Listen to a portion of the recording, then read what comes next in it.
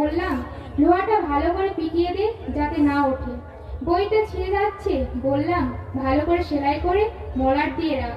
বেড়াটা ভেঙে গেছে, বললাম আয় একসঙ্গে বেড়াটা বাঁধি। এইভাবে খুঁটিনাটি কাজ যতই করানো যায় ততই ভালো। হাত পা চোখ কান মাথা যত মজবুত হয় ততই আত্মবিশ্বাস বাড়ে। সক্রিয়তার অভ্যাস, আত্মবিশ্বাস, অনুসন্ধিৎসু সেবা প্রাণতা যদি থাকে তাহলে মানুষ বেকার হয় না। পুঁথি পড়াটাকে আমরা যেদিন শিক্ষার প্রধান অঙ্গ করে নিয়েছি সেই দিন থেকে প্রকৃত শিক্ষা থেকে দূরে সরে যাচ্ছি।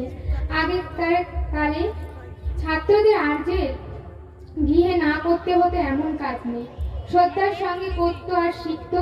আর জীবনে নানান বিধি প্রয়োজন পূরণীয় কর্মগুলি যাতে ভালো করে করতে পারে তার জন্য লেখাপড়া চর্চা করতো। পরের চাকর খাবার জন্য লালায়িত হতো না। তাই ছেলেপেলেদের মানুষ করতে গেলে তাদের ইষ্টকেন্দ্রিক করে সেবা বুদ্ধি ও যোগ্যতা অর্জনে প্রবুদ্ধ করে তুলতে হবে। আর এই শিক্ষার গোড়াই হবে প্রকৃতি প্রত্যেকের নিজ নিজ বাড়ি। যা বলি তার কিছু কিছু যদি তোমরা করো তাহলে কিন্তু আবহাওয়া বদলে যাবে। জয় গুরু। অন্যকে শোধরাবার পূর্বে নিজেকে শোধরাও। শ্রী শ্রী ঠাকুর অনুকূল চন্দ্র। অন্যের কোনো বিষয় বিচার করবার পূর্বে পুঙ্খানুপুঙ্খভাবে নিজেকে বিচার করে দেখো। আর অন্যকে যেমন তার বিচার করবে তুমি তাদের দ্বারা বিচারিত হবে তেমন করো। তোমার ব্যবহার তাদের প্রতি যেমন করো, যতই তারা তোমাকে বুঝবে তাদের ব্যবহারও তোমার প্রতি তেমন হয়ে উঠতে থাকবে। তুমি তোমার নিজের অন্তঃকরণে পাহাড়ের মতো আবর্জনা পোষণ করেও অন্যের অন্তস্থ এতটুকু বালুকণাকেও সহ্য করতে পারো না। লহমায় দোষ বলে ব্যাখ্যা করে থাকো, এই তোমার ভাব। কারণ তুমি নিজেই ভারাক্রান্ত।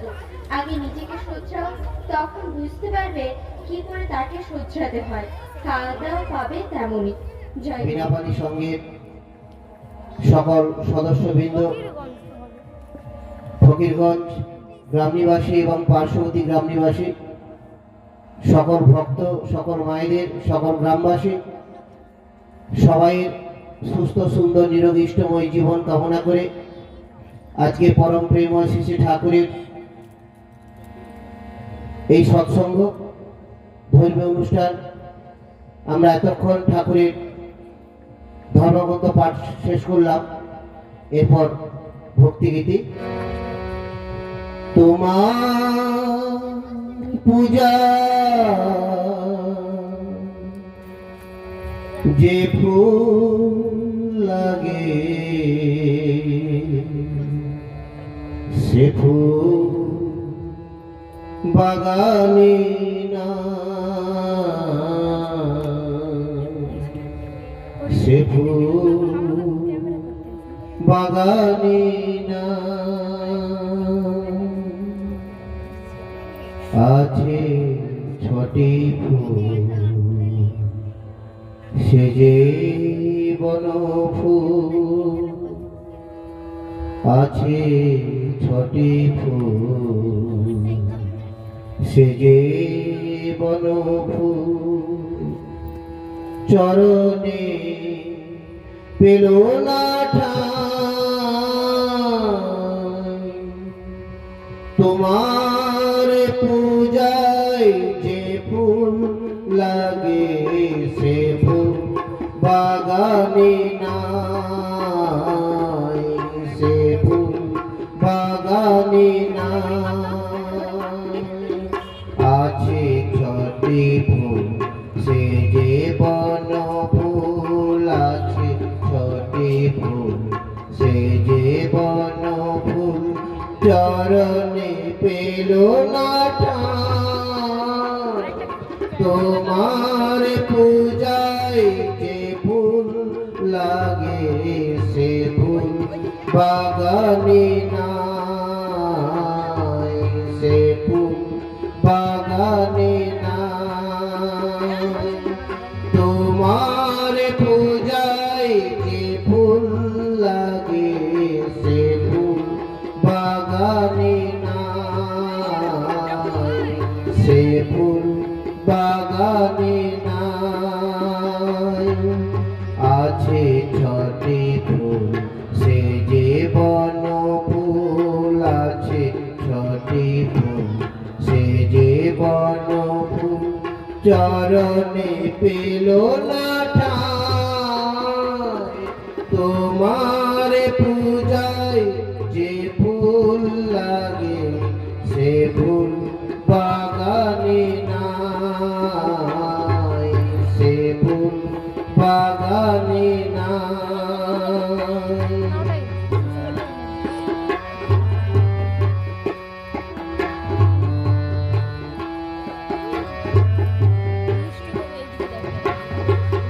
যুগ যুগ ধরে আবাদ করেছি যে ফুল পাওয়ার তরে যুগ যুগ ধরে আবাদ করেছি যে ফুল পাওয়ার তরে বারে বারে দেখি সবই বন ফুল বারে বারে দেখি সবই বন ফুল বাগানে ফুটেছে পরে সবে কি পাবো না কখনো আমি তোমার পূজায় যে ফুল চাও তবে কি কখনো পাবো না আমি তোমার পূজায় যে ফুল চাও সে ফুল বাগানে নাই সে ফুল বাগানে নাই আছে ছটি ফুল সে যে বন ফুল আছে ছটি ফুল সে যে বন ফুল চরণে পেল না ঠাঁই তোমার পূজায় যে ফুল লাগে সে ফুল বাগানে নাই সে ফুল বাগানে নাই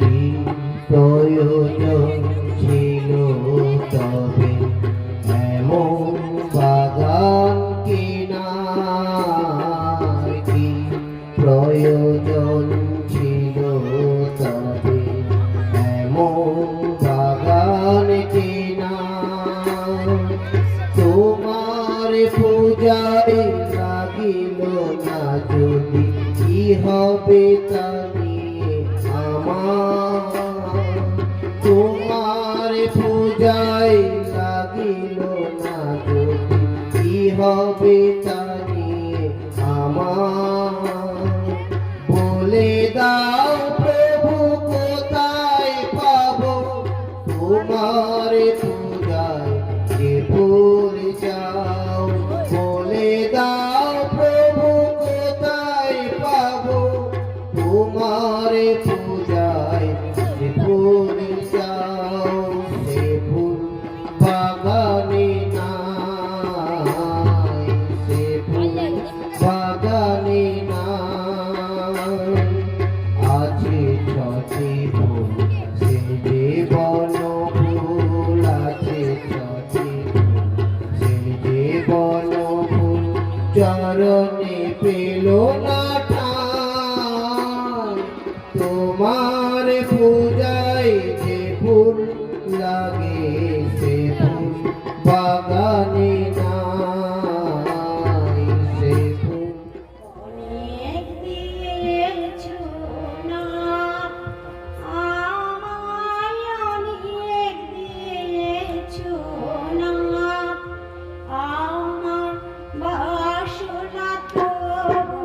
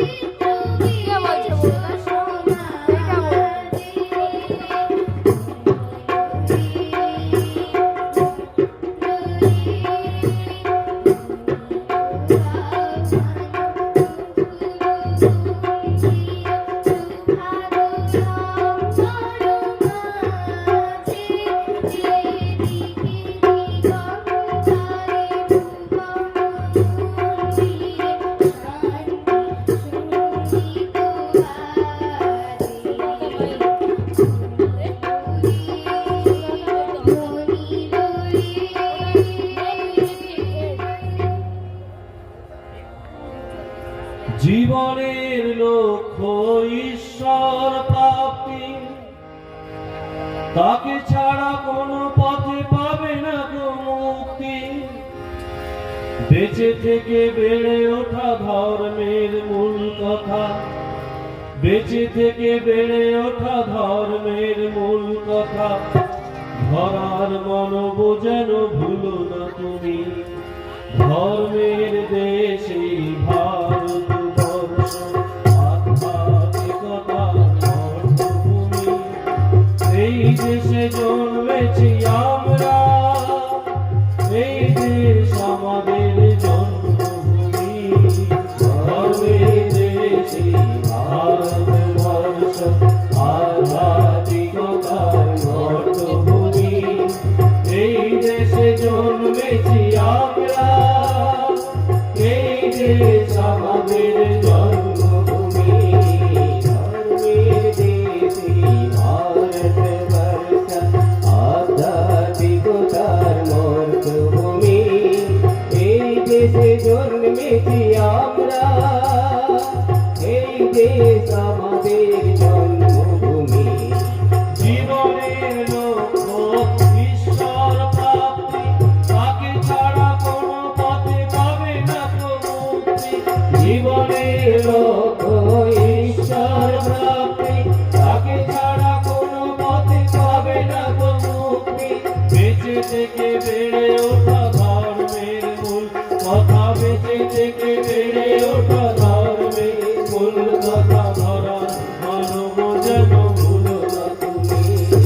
ধর্মের দেশে ভারতবর্ষ, আধ্যাত্মিকতার মর্তভূমি, এই দেশে জন্মেছি আমরা, এই দেশ আমাদের জন্মভূমি। ধর্ম তো মন্দির মসজিদে নয়, নিজেকে বাঁচাতে হলে প্রাকৃতিক নিয়মে অন্যকে রক্ষা করা চাই। ধর্ম এ কথা বলে তাই, ধর্ম তো মন্দির মসজিদে নয়, নিজেকে বাঁচাতে হলে প্রাকৃতিক নিয়মে অন্যকে রক্ষা করা যায়। ধর্ম এ কথা বলে তাই।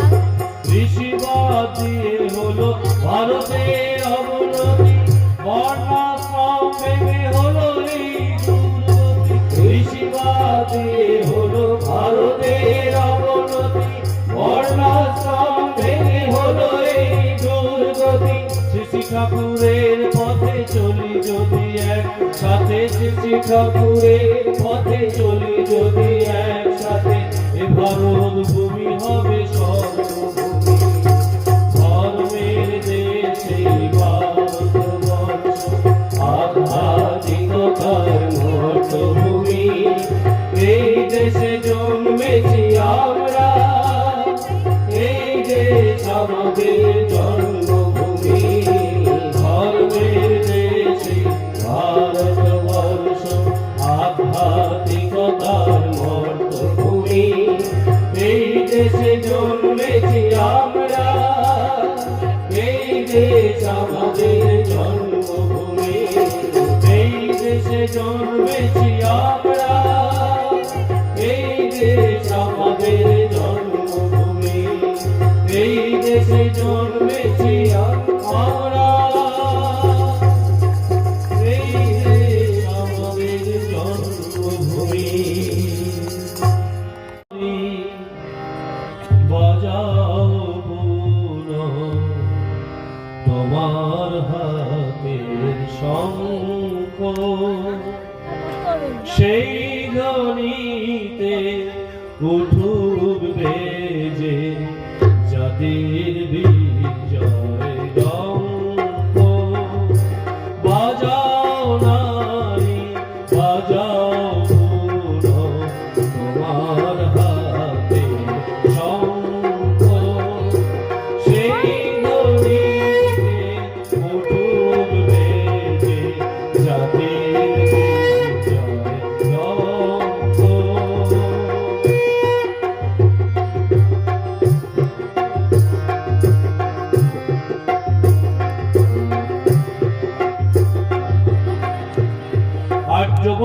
নারী তুমি নহ বিলাসঙ্গিনী, আর্যবতী নারী তুমি নহ বিলাসঙ্গিনী, স্বামীর পাশে যুগে যুগে তুমি যে সরণী। আর্যবতী নারী তুমি নহ বিলাসঙ্গিনী, আর্যবতী নারী তুমি নহ বিলাসঙ্গিনী, স্বামীর পাশে যুগে যুগে তুমি যে সরণী। দেবী রূপে জন্ম তোমার এই ভারতের পরে, দেবী রূপে জন্ম তোমার এই ভারতের পরে, তাই তো তব শ্রেষ্ঠ আসন বিশ্বপিতার ঘরে, তাই তো তব শ্রেষ্ঠ আসন বিশ্বপিতার ঘরে। তুমি যে গো অভয়া রূপে বোঝাও জাতির কঙ্ক, বাজাও নারী বাজাও ধূপ, তোমার হাতের শঙ্খ।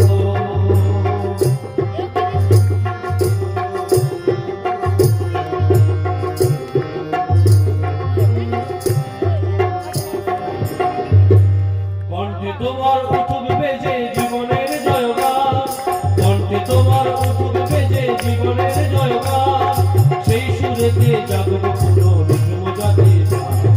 কণ্ঠে তোমার উঠুক বেজে জীবনের জয়গান, কণ্ঠে তোমার উঠুক বেজে জীবনের জয়গান, সেই সুরেতে জাগব পুরো নিঝুম জাতির প্রাণ।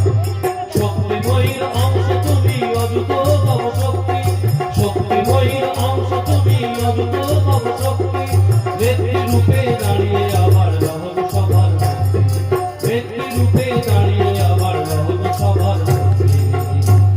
সুসন্তানাদি জনম লয়ে করুক তোমার অন্ত, বাজাও নারী বাজাও ধূপ, তোমার হাতের শঙ্খ।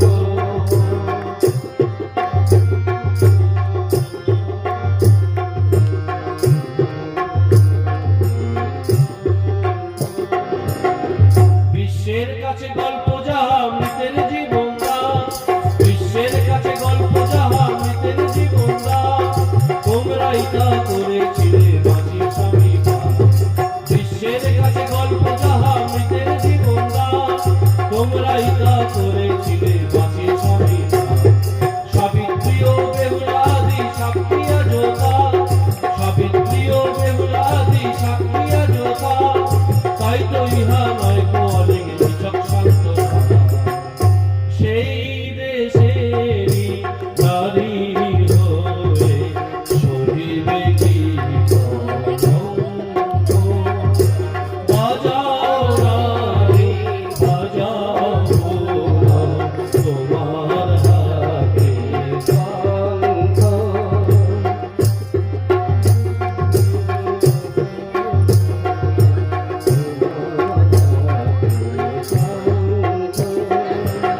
শক্তিদান স্বামীর বুকে মানুষ করো সন্তানে, শক্তিদান স্বামীর বুকে মানুষ করো সন্তানে, ছোট সবে ইষ্ট পথে অমৃতেরই সন্তানে। শক্তিদান স্বামীর বুকে মানুষ করো সন্তানে, ছোট সবে ইষ্ট পথে অমৃতেরই সন্তানে, ছোট সবে ইষ্ট পথে অমৃতেরই সন্তানে। ইষ্ট পথে চালিয়ে সবে করে তোলো শঙ্খ, বাজাও নারী বাজাও ধূপ, তোমার হাতের শঙ্খ। সেই এরকম কি করা যায়? এইটা ঠিক ছবি উঠবে, জানো তো?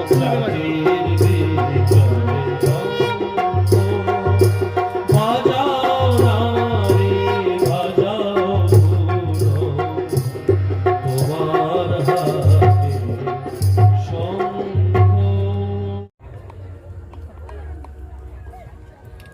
মায়ের এই আরাধনায় এই সংঘের সকল সদস্যবৃন্দ, মঞ্চে উপবিষ্ট শ্রদ্ধেয় বরেণ্য প্রাজ্ঞ পণ্ডিত ঋত্বিক দেবতা মণ্ডলী, যাজক অধৈর্য উদ্গাতা মণ্ডলী, আমার শ্রদ্ধেয় দাদারা, স্নেহময়ী মায়েরা, স্নেহচ্ছল ছোট ছোট ভাই বোনেরা, আপনাদের সবার সুস্থ সুন্দর নিরোগ ইষ্টময় জীবন আমার পরম পিতার আতুল চরণে জানিয়ে তার কথা একটু বলার চেষ্টা করি। গঙ্গা জলে গঙ্গা পূজা করার মতো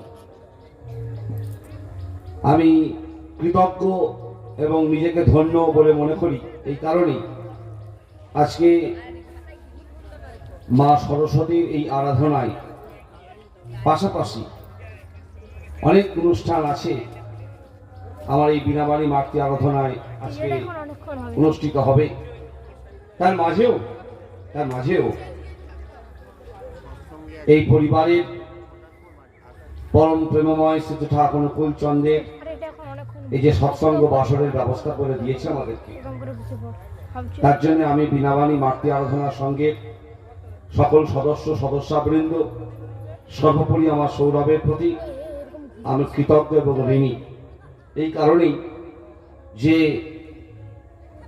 আজকে ঠাকুরের এই সৎসঙ্গ বাসরের ব্যবস্থা তারা করে দিয়েছে, আমরা সুযোগ পেয়েছি ঠাকুরের কথা একটু মানুষকে বলবার জন্য।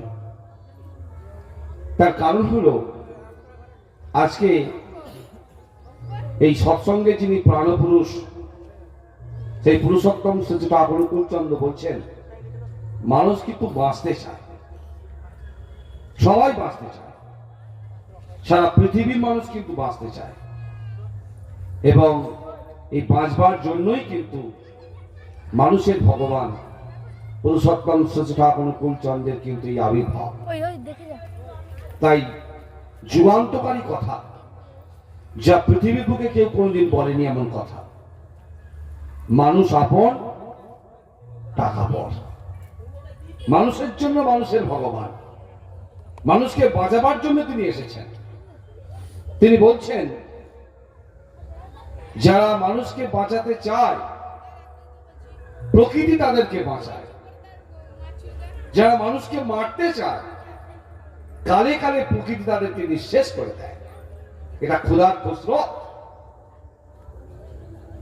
আজকে এই বাঁচে এবং বাঁচানোর জন্যই কিন্তু সৎসঙ্গ। আমরা সবাই কিন্তু বাঁচতে চাই।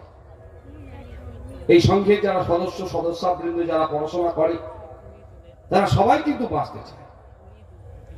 একটা ছোট্ট পিঁপড়ে সেও কিন্তু বাঁচতে চায়।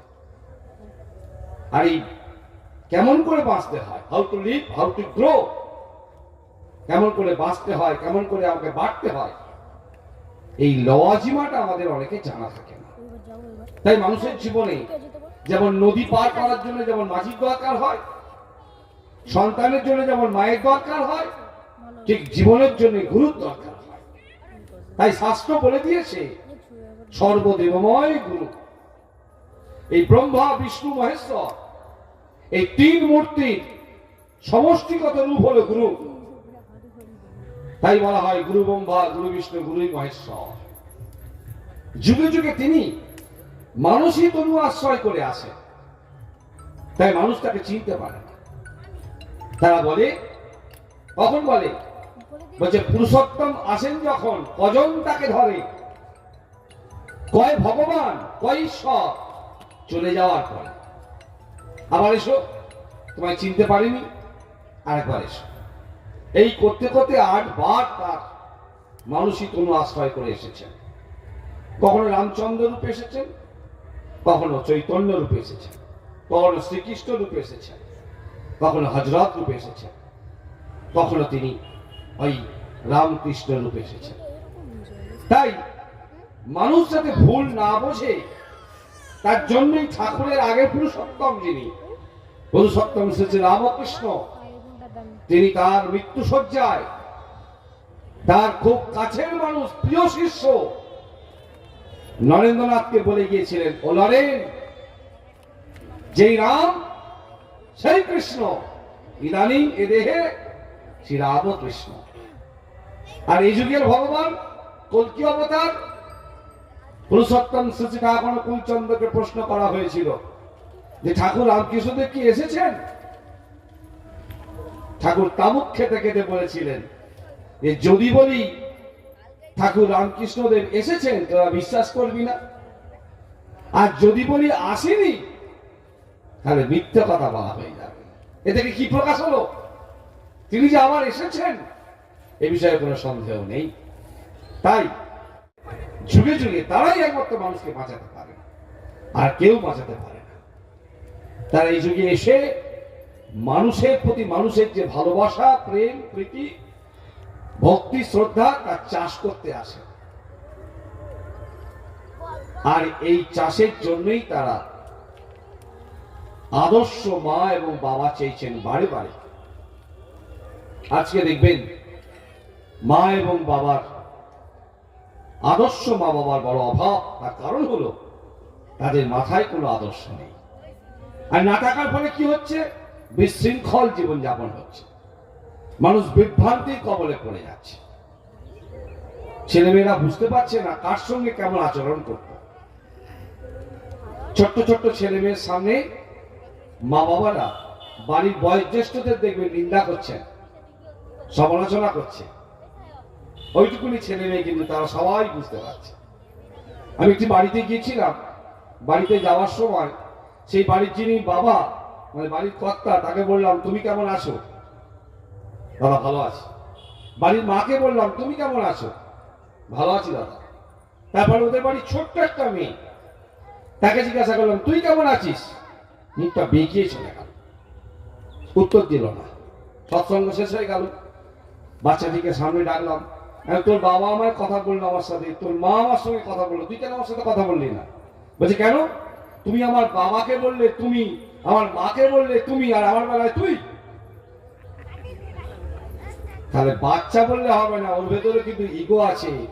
ও চায় আমাকে একটু প্রশংসা করুক, ও চায় ও একটু আমাকে ভালো করে ডাকুক। এই ঠাকুর বলেছিলেন হিংসা হিংসাকে ডেকে নিয়ে আসে, নিন্দা নিন্দাকে ডেকে নিয়ে আসে। তাই প্রেমের চাষ করো, প্রেম প্রেমকে ডেকে নিয়ে আসবে।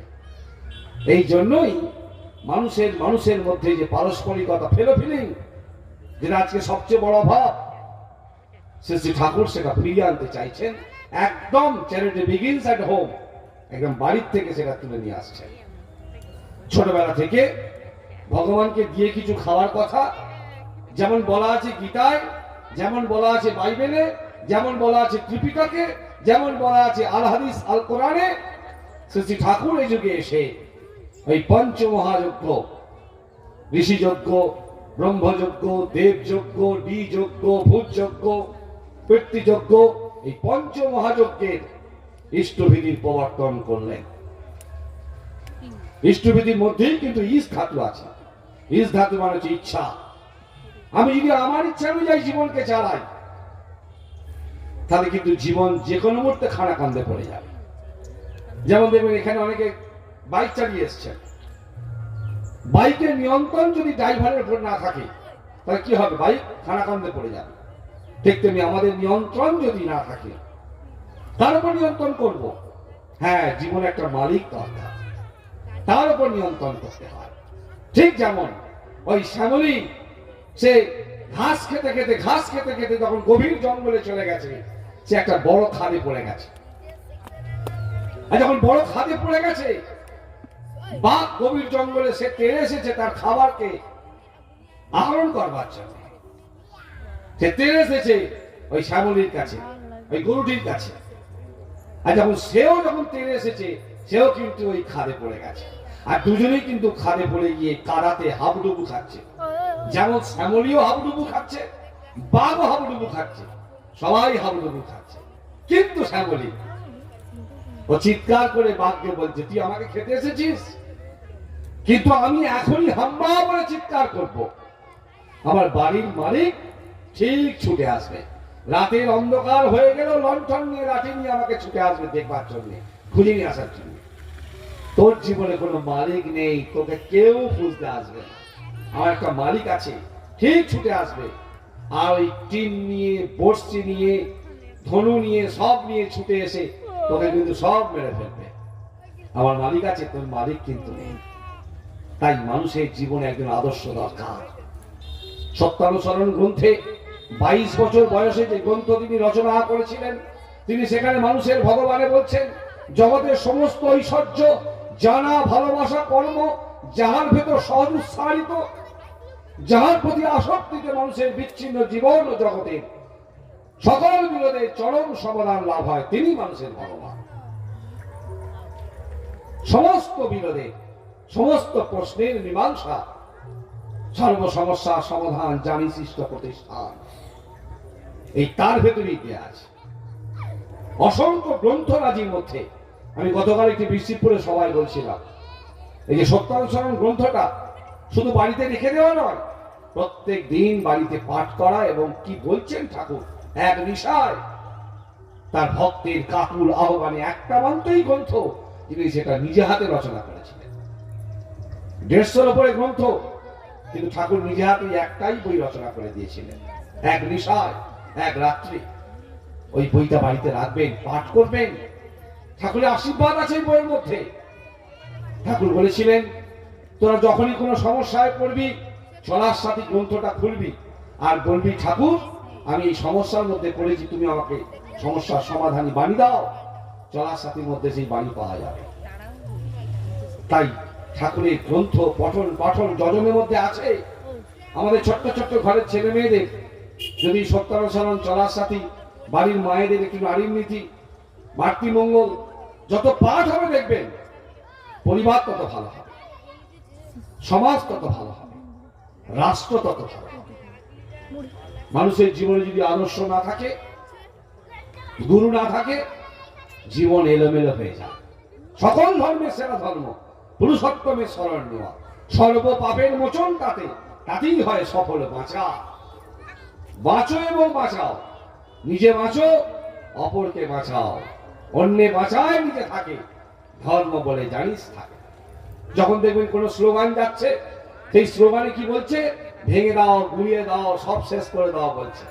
আর যখন আমার বর্ণাঢ্য শোভাযাত্রা যখন হচ্ছেন পুরুষোত্তম পরম্পরা, রামকৃষ্ণ বুদ্ধ যীশু ভদ্রবাদ শ্রী চৈতন্য শ্রী রামকৃষ্ণ, আমার গুরু ভাইরা যখন রাস্তা দিয়ে যাচ্ছে, তারা বলছে মাতৃ ভক্তি অটুট যত, সেই চেনে হয় কৃতি তত, পিতায় শ্রদ্ধা মায়ে কান, সেই চেনে হয় সাম্যপান, অন্যে বাঁচায় নিজে থাকে, ধর্ম বলে জানিস তাকে।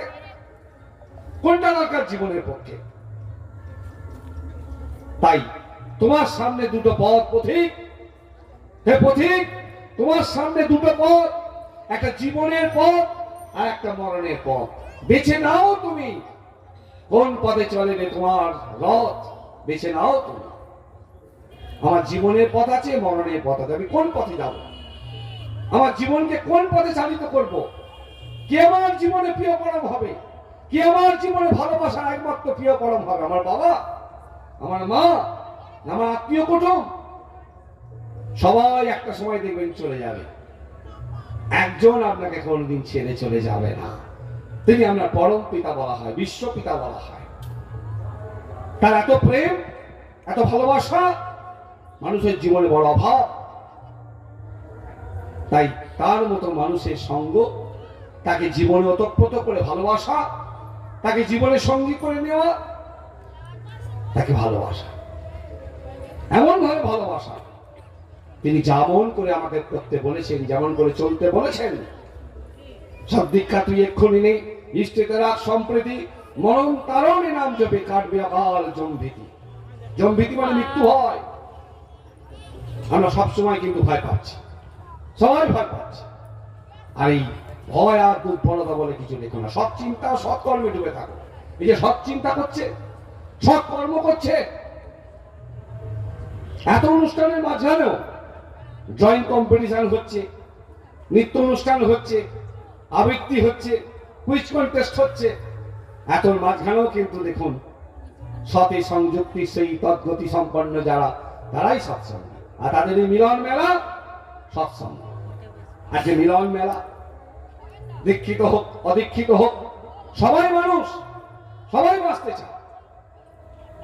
অদীক্ষিত বলে বাঁচতে চায় তা নয়, সে বাঁচার পথটা জানে না, বুঝতে পারে না।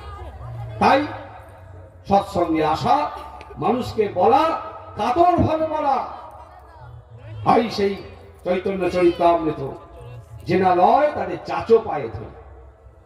আমরা ওখানে সৎসঙ্গ চলো, বাঁচবার কথা হচ্ছে, চলো, সবাইকে ডেকে ডেকে আনা, এই শুধু লোক বাড়ানো নয়, প্রত্যেকটা সংসার কাঁদছে, সমাজ কাঁদছে, পৃথিবী কাঁদছে, সবাই কাঁদছে। তৎকালীন সময়ে ডক্টর সর্বপল্লী রাধাকৃষ্ণন ভারতবর্ষের তৎকালীন রাষ্ট্রপতির কাছে প্রণম্য কৃষ্ণপ্রসন্ন ভট্টাচার্য মহোদয় এবং সুশীল চন্দ্র বসু মহোদয় তারা গিয়েছিলেন দিল্লি রাইসিনা হিলসে। কি আপনার রাষ্ট্রপতিকে একবার আমন্ত্রণ করা, একবার যদি তিনি যান হিমায়তপুর আশ্রমে, ঠাকুর যে কি করেছেন ওই সময় একবার দেখবার জন্য। তার বিশ্ববিজ্ঞান কেন্দ্র, তার শান্ডিল্য বিশ্ববিদ্যালয়, কি স্বপ্ন তার, একবার যদি যান। তাকে কিছু বই টই দিয়েছে, আপনি পড়বেন, তারপর আপনি যাবেন। রাষ্ট্রপতি সময় দিয়েছেন 1 সপ্তাহ পর আপনারা আসবেন। ভাবতে পারেন 1 সপ্তাহের মধ্যে রাষ্ট্রপতি ওই ঠাকুরের যা যা বই আছে সব পড়ে তারপর এদেরকে আসতে বলেছেন।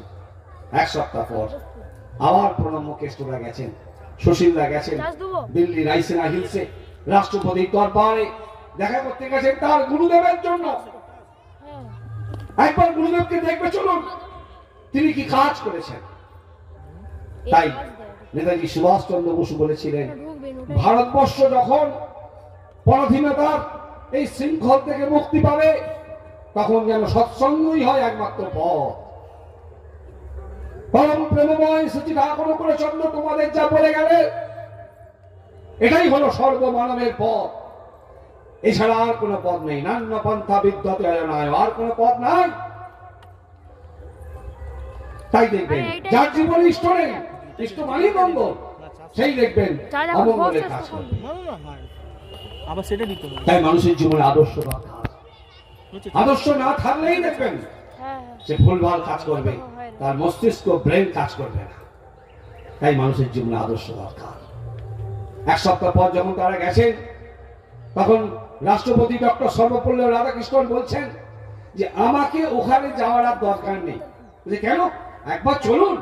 বলছে না, আপনারা যে বই দিয়ে গিয়েছিলেন ওই বইগুলো আমি পড়লাম, 1 সপ্তাহ ধরে পড়েছি, পড়ে দেখলাম তিনি ওখানে যাওয়ার কথা খুব একটা বলছেন না, তিনি করার উপরে জোর দিয়েছেন। তাই দেখবেন মহাভারতের কথা শুনে পুণ্যবান, কাশিরাম দাস কয় শুনে পুণ্যবান, শুনে তো পুণ্যবান হয়, কিন্তু এই যুগে ঠাকুর এসে বললেন শুধু শুনলে হবে না, করতে হবে। তাই ঠাকুর বললেন করাই পাওয়ার জননী। সবাই বলেছেন মা বাবাকে শ্রদ্ধা করো, ভক্তি করো, ভালোবাসো, কিন্তু আজকে দেখুন এই 2025 সালে সৎসঙ্গী দাদা মায়েরা, গুরু ভাইরা, ছোট্ট ছোট্ট ভাই বোনেরা আমাদের ঋত্বিক দেবতারা দরজায় দরজায় যাচ্ছে আর তারা জিজ্ঞাসা করছে তুমি ঘুম থেকে উঠে ইষ্টবিধি করো তো, ভগবানকে দাও তো, তোমার মাকে প্রণাম করো তো, তোমার দাদুকে প্রণাম করো তো। দরজায় দরজায় আমাদের ঋত্বিক, অধৈর্য, যাদব, গুরু ভাইরা দরজায় দরজায় গিয়ে বলছে, দুয়ার খুলে খুলে বলছে। তাই ঠাকুর বলছেন বারে বারে ঠেলবি দুয়ার, হয়তো দুয়ার খুলবে না, তাই বলে এই ভেবে বসে থাকা চলবে না। আজকে সৌরভ এবং বীণাবাণী মাতৃ আরাধনা সংঘ ঠাকুরের কথা যাতে ছোট্ট ছোট্ট ছেলে মেয়েরা এত অনুষ্ঠানের মাঝখানেও একটু ঠাকুরের কথা শোনে, একটু ঠাকুরের কথা শুনে তারা জীবনে পরিপালন করে, তাহলে আমার যে ভালো বুঝতে পেরেছি এই ভালোটা তাকে শুনিয়ে দেওয়া, বুঝিয়ে দেওয়া। তাই মানুষ যখন ভুল করে একজন থাকে সেই পথ ভোলা প্রতীককে রাস্তাটা দেখিয়ে দেওয়ার জন্য। আজকে সৎসঙ্গ সেই পথ ভোলা মানুষকে পথ দেখিয়ে দিচ্ছে, ও পথে যেও না, ওটা ঠিক নয়, এই পথে এসো। আদর্শ এই বলছে সৎগুরু শরণাপন্ন হও, সৎনাম মনন করো। আর কি বলছেন এই সৎসঙ্গের আশ্রয় নিয়ে তেমনি করেই চলতে থাকো। মানুষকে বনের বাগে খায় না, এ খায় খালে মানুষকে মনের বাগে খায়। এই মনকে ঠিক করার জন্য, মনকে তার চরণে আশ্রয় দেওয়ার জন্যই কিন্তু ঠাকুর বলেছিলেন শরীরকে রংচঙে গিলুয়া সাজাতে ব্যস্ত হয়েও না, তাহলে কি হবে, মন শরীরমুখী হয়ে পড়বে। হ্যাঁ, তুমি কি করবে, আত্মসমর্পণ করো, তার কাছে, ভগবানের কাছে, ঈশ্বরের কাছে আত্মসমর্পণ করো। দুহাত তুলে বলো আমার আর জড়তা নেই, আমি আর কাপুরুষ নই, আমি তোমাকে ভুলে নরকের দিকে ছুটে যাব না, আর তোমার জ্যোতির দিকে পিছন ফিরে অন্ধকার অন্ধকার বলে চিৎকার করবো না। হে ঠাকুর, তুমি আমাকে আশ্রয় দাও। তাই নাট্যাচার্য গিরিশ ঘোষ তার আত্মহংকার তিনি কারুর কাছে মাথা নত করায়নি, কিন্তু ভগবান শ্রীরামকৃষ্ণ ওই গিরিশের কাছ থেকে প্রণাম আদায় করে নিয়েছিলেন। কি করে? যখন তিনি স্টার থিয়েটারে গিয়েছিলেন শ্রীরামকৃষ্ণ চৈতন্য লীলা দেখবার জন্য। সবাই যখন বলছে যে ঠাকুর এসেছে, তুমি একটু এসো, ঠাকুরকে একটু স্বাগতম জানাও, ওয়েলকাম জানাও। দক্ষিণেশ্বরে ঠাকুর এসেছেন তোমার নাটক দেখবার জন্য। গিরিশের এত অহংকার, মাথা নত করবে না। গিরিশ মাথা নত করবে না ঠাকুর জানতেন, তাই ঠাকুর নিজেই মাথা নত করেছেন ভক্তের কাছে। ভগবান, এই ভগবান যেমন আমাদের চর্চায় করাঘাত করছে, অনন্ত মহারাজকে বলছে, অনন্তা তুই কেন নিজের জীবনকে শেষ করে ফেলছিস? ভগবান তোর পেছনে পেছনে ঘুরছে, তুই ডাক শুনতে পাচ্ছিস না? তাই রবি ঠাকুর বলেছিলেন, তুমি ডাক দিয়েছো কোন সকালে, কেউ তা জানে না। তিনি ডাক দেন, সেই ডাকে আমাদেরকে সাড়া দিতে হয়। ভগবান তুমি যুগে যুগ পাঠাইছো বারে বারে দয়াহীন সংসারে। তিনি দূত বারবার পাঠিয়েছেন, মানুষ তাকে ভূক্ষেপ করেনি, গুরুত্ব দেয়। তাই মানুষের আজকে দুরবস্থা। মানুষ আজ মনুষ্যত্বের বুনবুনিয়াদ অবলুপ্ত হয়ে যাওয়া সম্ভব নয়। তাই মানুষকে তার মনুষ্যত্বে রূপ দেওয়ার জন্যই গিরিশ ঘোষ যখন তাকে প্রণাম করবেন না, ঠাকুর রামকৃষ্ণদেব নত হচ্ছেন, তিনি নিচু হচ্ছেন, নিচু হচ্ছেন। যত নিচু হচ্ছে, গিরিশ ঘোষ প্রণাম করবে না বলেছিল। একটা সময় গিরিশ ঘোষ ঠাকুর রামকৃষ্ণদেবের পায়ের তলায় লুটোপুটি খাচ্ছে, আর ঠাকুর সোজা হয়ে দাঁড়িয়ে গেছে, হাত তুলে বলছে, তোর চৈতন্য হোক গিরিশ, তোর চৈতন্য হোক। যখন গিরিশ উঠে পড়েছে, ও গিরিশ, তুই যে বললি আমাকে প্রণাম করবি না, সারা পায়ের তলায় লুটোপুটি খাচ্ছিস কেন? ঠাকুর, তুমি যে নত হচ্ছিলে, তুমি যে নত হচ্ছিলে, তোমাকে নত হতে দেখে আমি আর নিজেকে ঠিক রাখতে পারিনি। তাই রবি ঠাকুর বলেছিলেন, মধু কবি, আমার মাথা নত করে দাও হে তোমার চরণ ধুলার পরে, সকল অহংকার হে আমার ডুবাও চোখের জলে। সমস্ত অহংকার, অর্থের অহংকার, জমি বাড়ির অহংকার, গাড়ির অহংকার, রূপের অহংকার, কিচ্ছু থাকবে না। থাকবে কে? তুমি আর আমি। মরণ যখন আসবে তোমার দুয়ারে, কি ধন দেবে তাহারে? রবীন্দ্রনাথ ঠাকুর উত্তর দিচ্ছেন, আমার সাধন ভরা জীবনখানি সম্মুখে তোমার দিব আনি, শূন্য বিদায় করব না তোমারে। ভালো থাকবেন সবাই, আপনাদের মঙ্গল হোক, ভালো হোক। এই বীণাবাণী মাতৃ আরাধনার সঙ্গে সকল সদস্যবৃন্দ শুধু এখানে আসবার জন্যে, আজকে অনেকগুলো পুজো ছিল, কিন্তু আমার ব্রাহ্মণ মানুষ, আমি পুজো ভোরবেলা শুরু করেছি শুধু এই অনুষ্ঠানটা আসবো বলে। কেন জানেন? ঠাকুরের ওই একটা বাণী আমাকে ঘুমোতে দেয় না। আমার বাবা বারবার ওই বাণীটা বলতো, ইষ্ট ছাপিয়ে যে প্রয়োজন তোমার জীবনে মুখর হবে, জেনে রেখো মনি, সর্বনাশটি তোমার জন্য দাঁড়িয়ে হবে। ইষ্টই জীবনের সব, আর বাদ বাকি সব বরবাদ। একমাত্র তিনিই আমাদের জীবনে আসল, তিনিই আমাদের জীবনে সব। ভালো থাকবেন। জয় গুরু, বন্দে পুরুষোত্তম। আজকের এই মহতি সৎসঙ্গ অধিবেশনে প্রথমেই শ্রদ্ধেয় ঋত্বিক দেবতা আমার দাদা ভাই ভারতচন্দ্র চট্টোপাধ্যায় মহোদয় অতি সুন্দরভাবে প্রাসঙ্গিক বিষয়ের উপরে গুরুত্বপূর্ণ আলোচনা করেছেন। অল্প সময়ের মধ্যে আমিও শেষ করব। এরপরে পণ্ডিত প্রভাস, শ্রদ্ধেয় লক্ষণকান্ত সিং মহোদয় আছেন, আরো ঋত্বিক দেবতা মন্ডলী আছেন। তাই শ্রী শ্রী ঠাকুরের কাছে আমেরিকান ভক্ত জেমস মাইকেল যখন এলেন, তিনি ঠাকুরকে বলেছিলেন, ঠাকুর,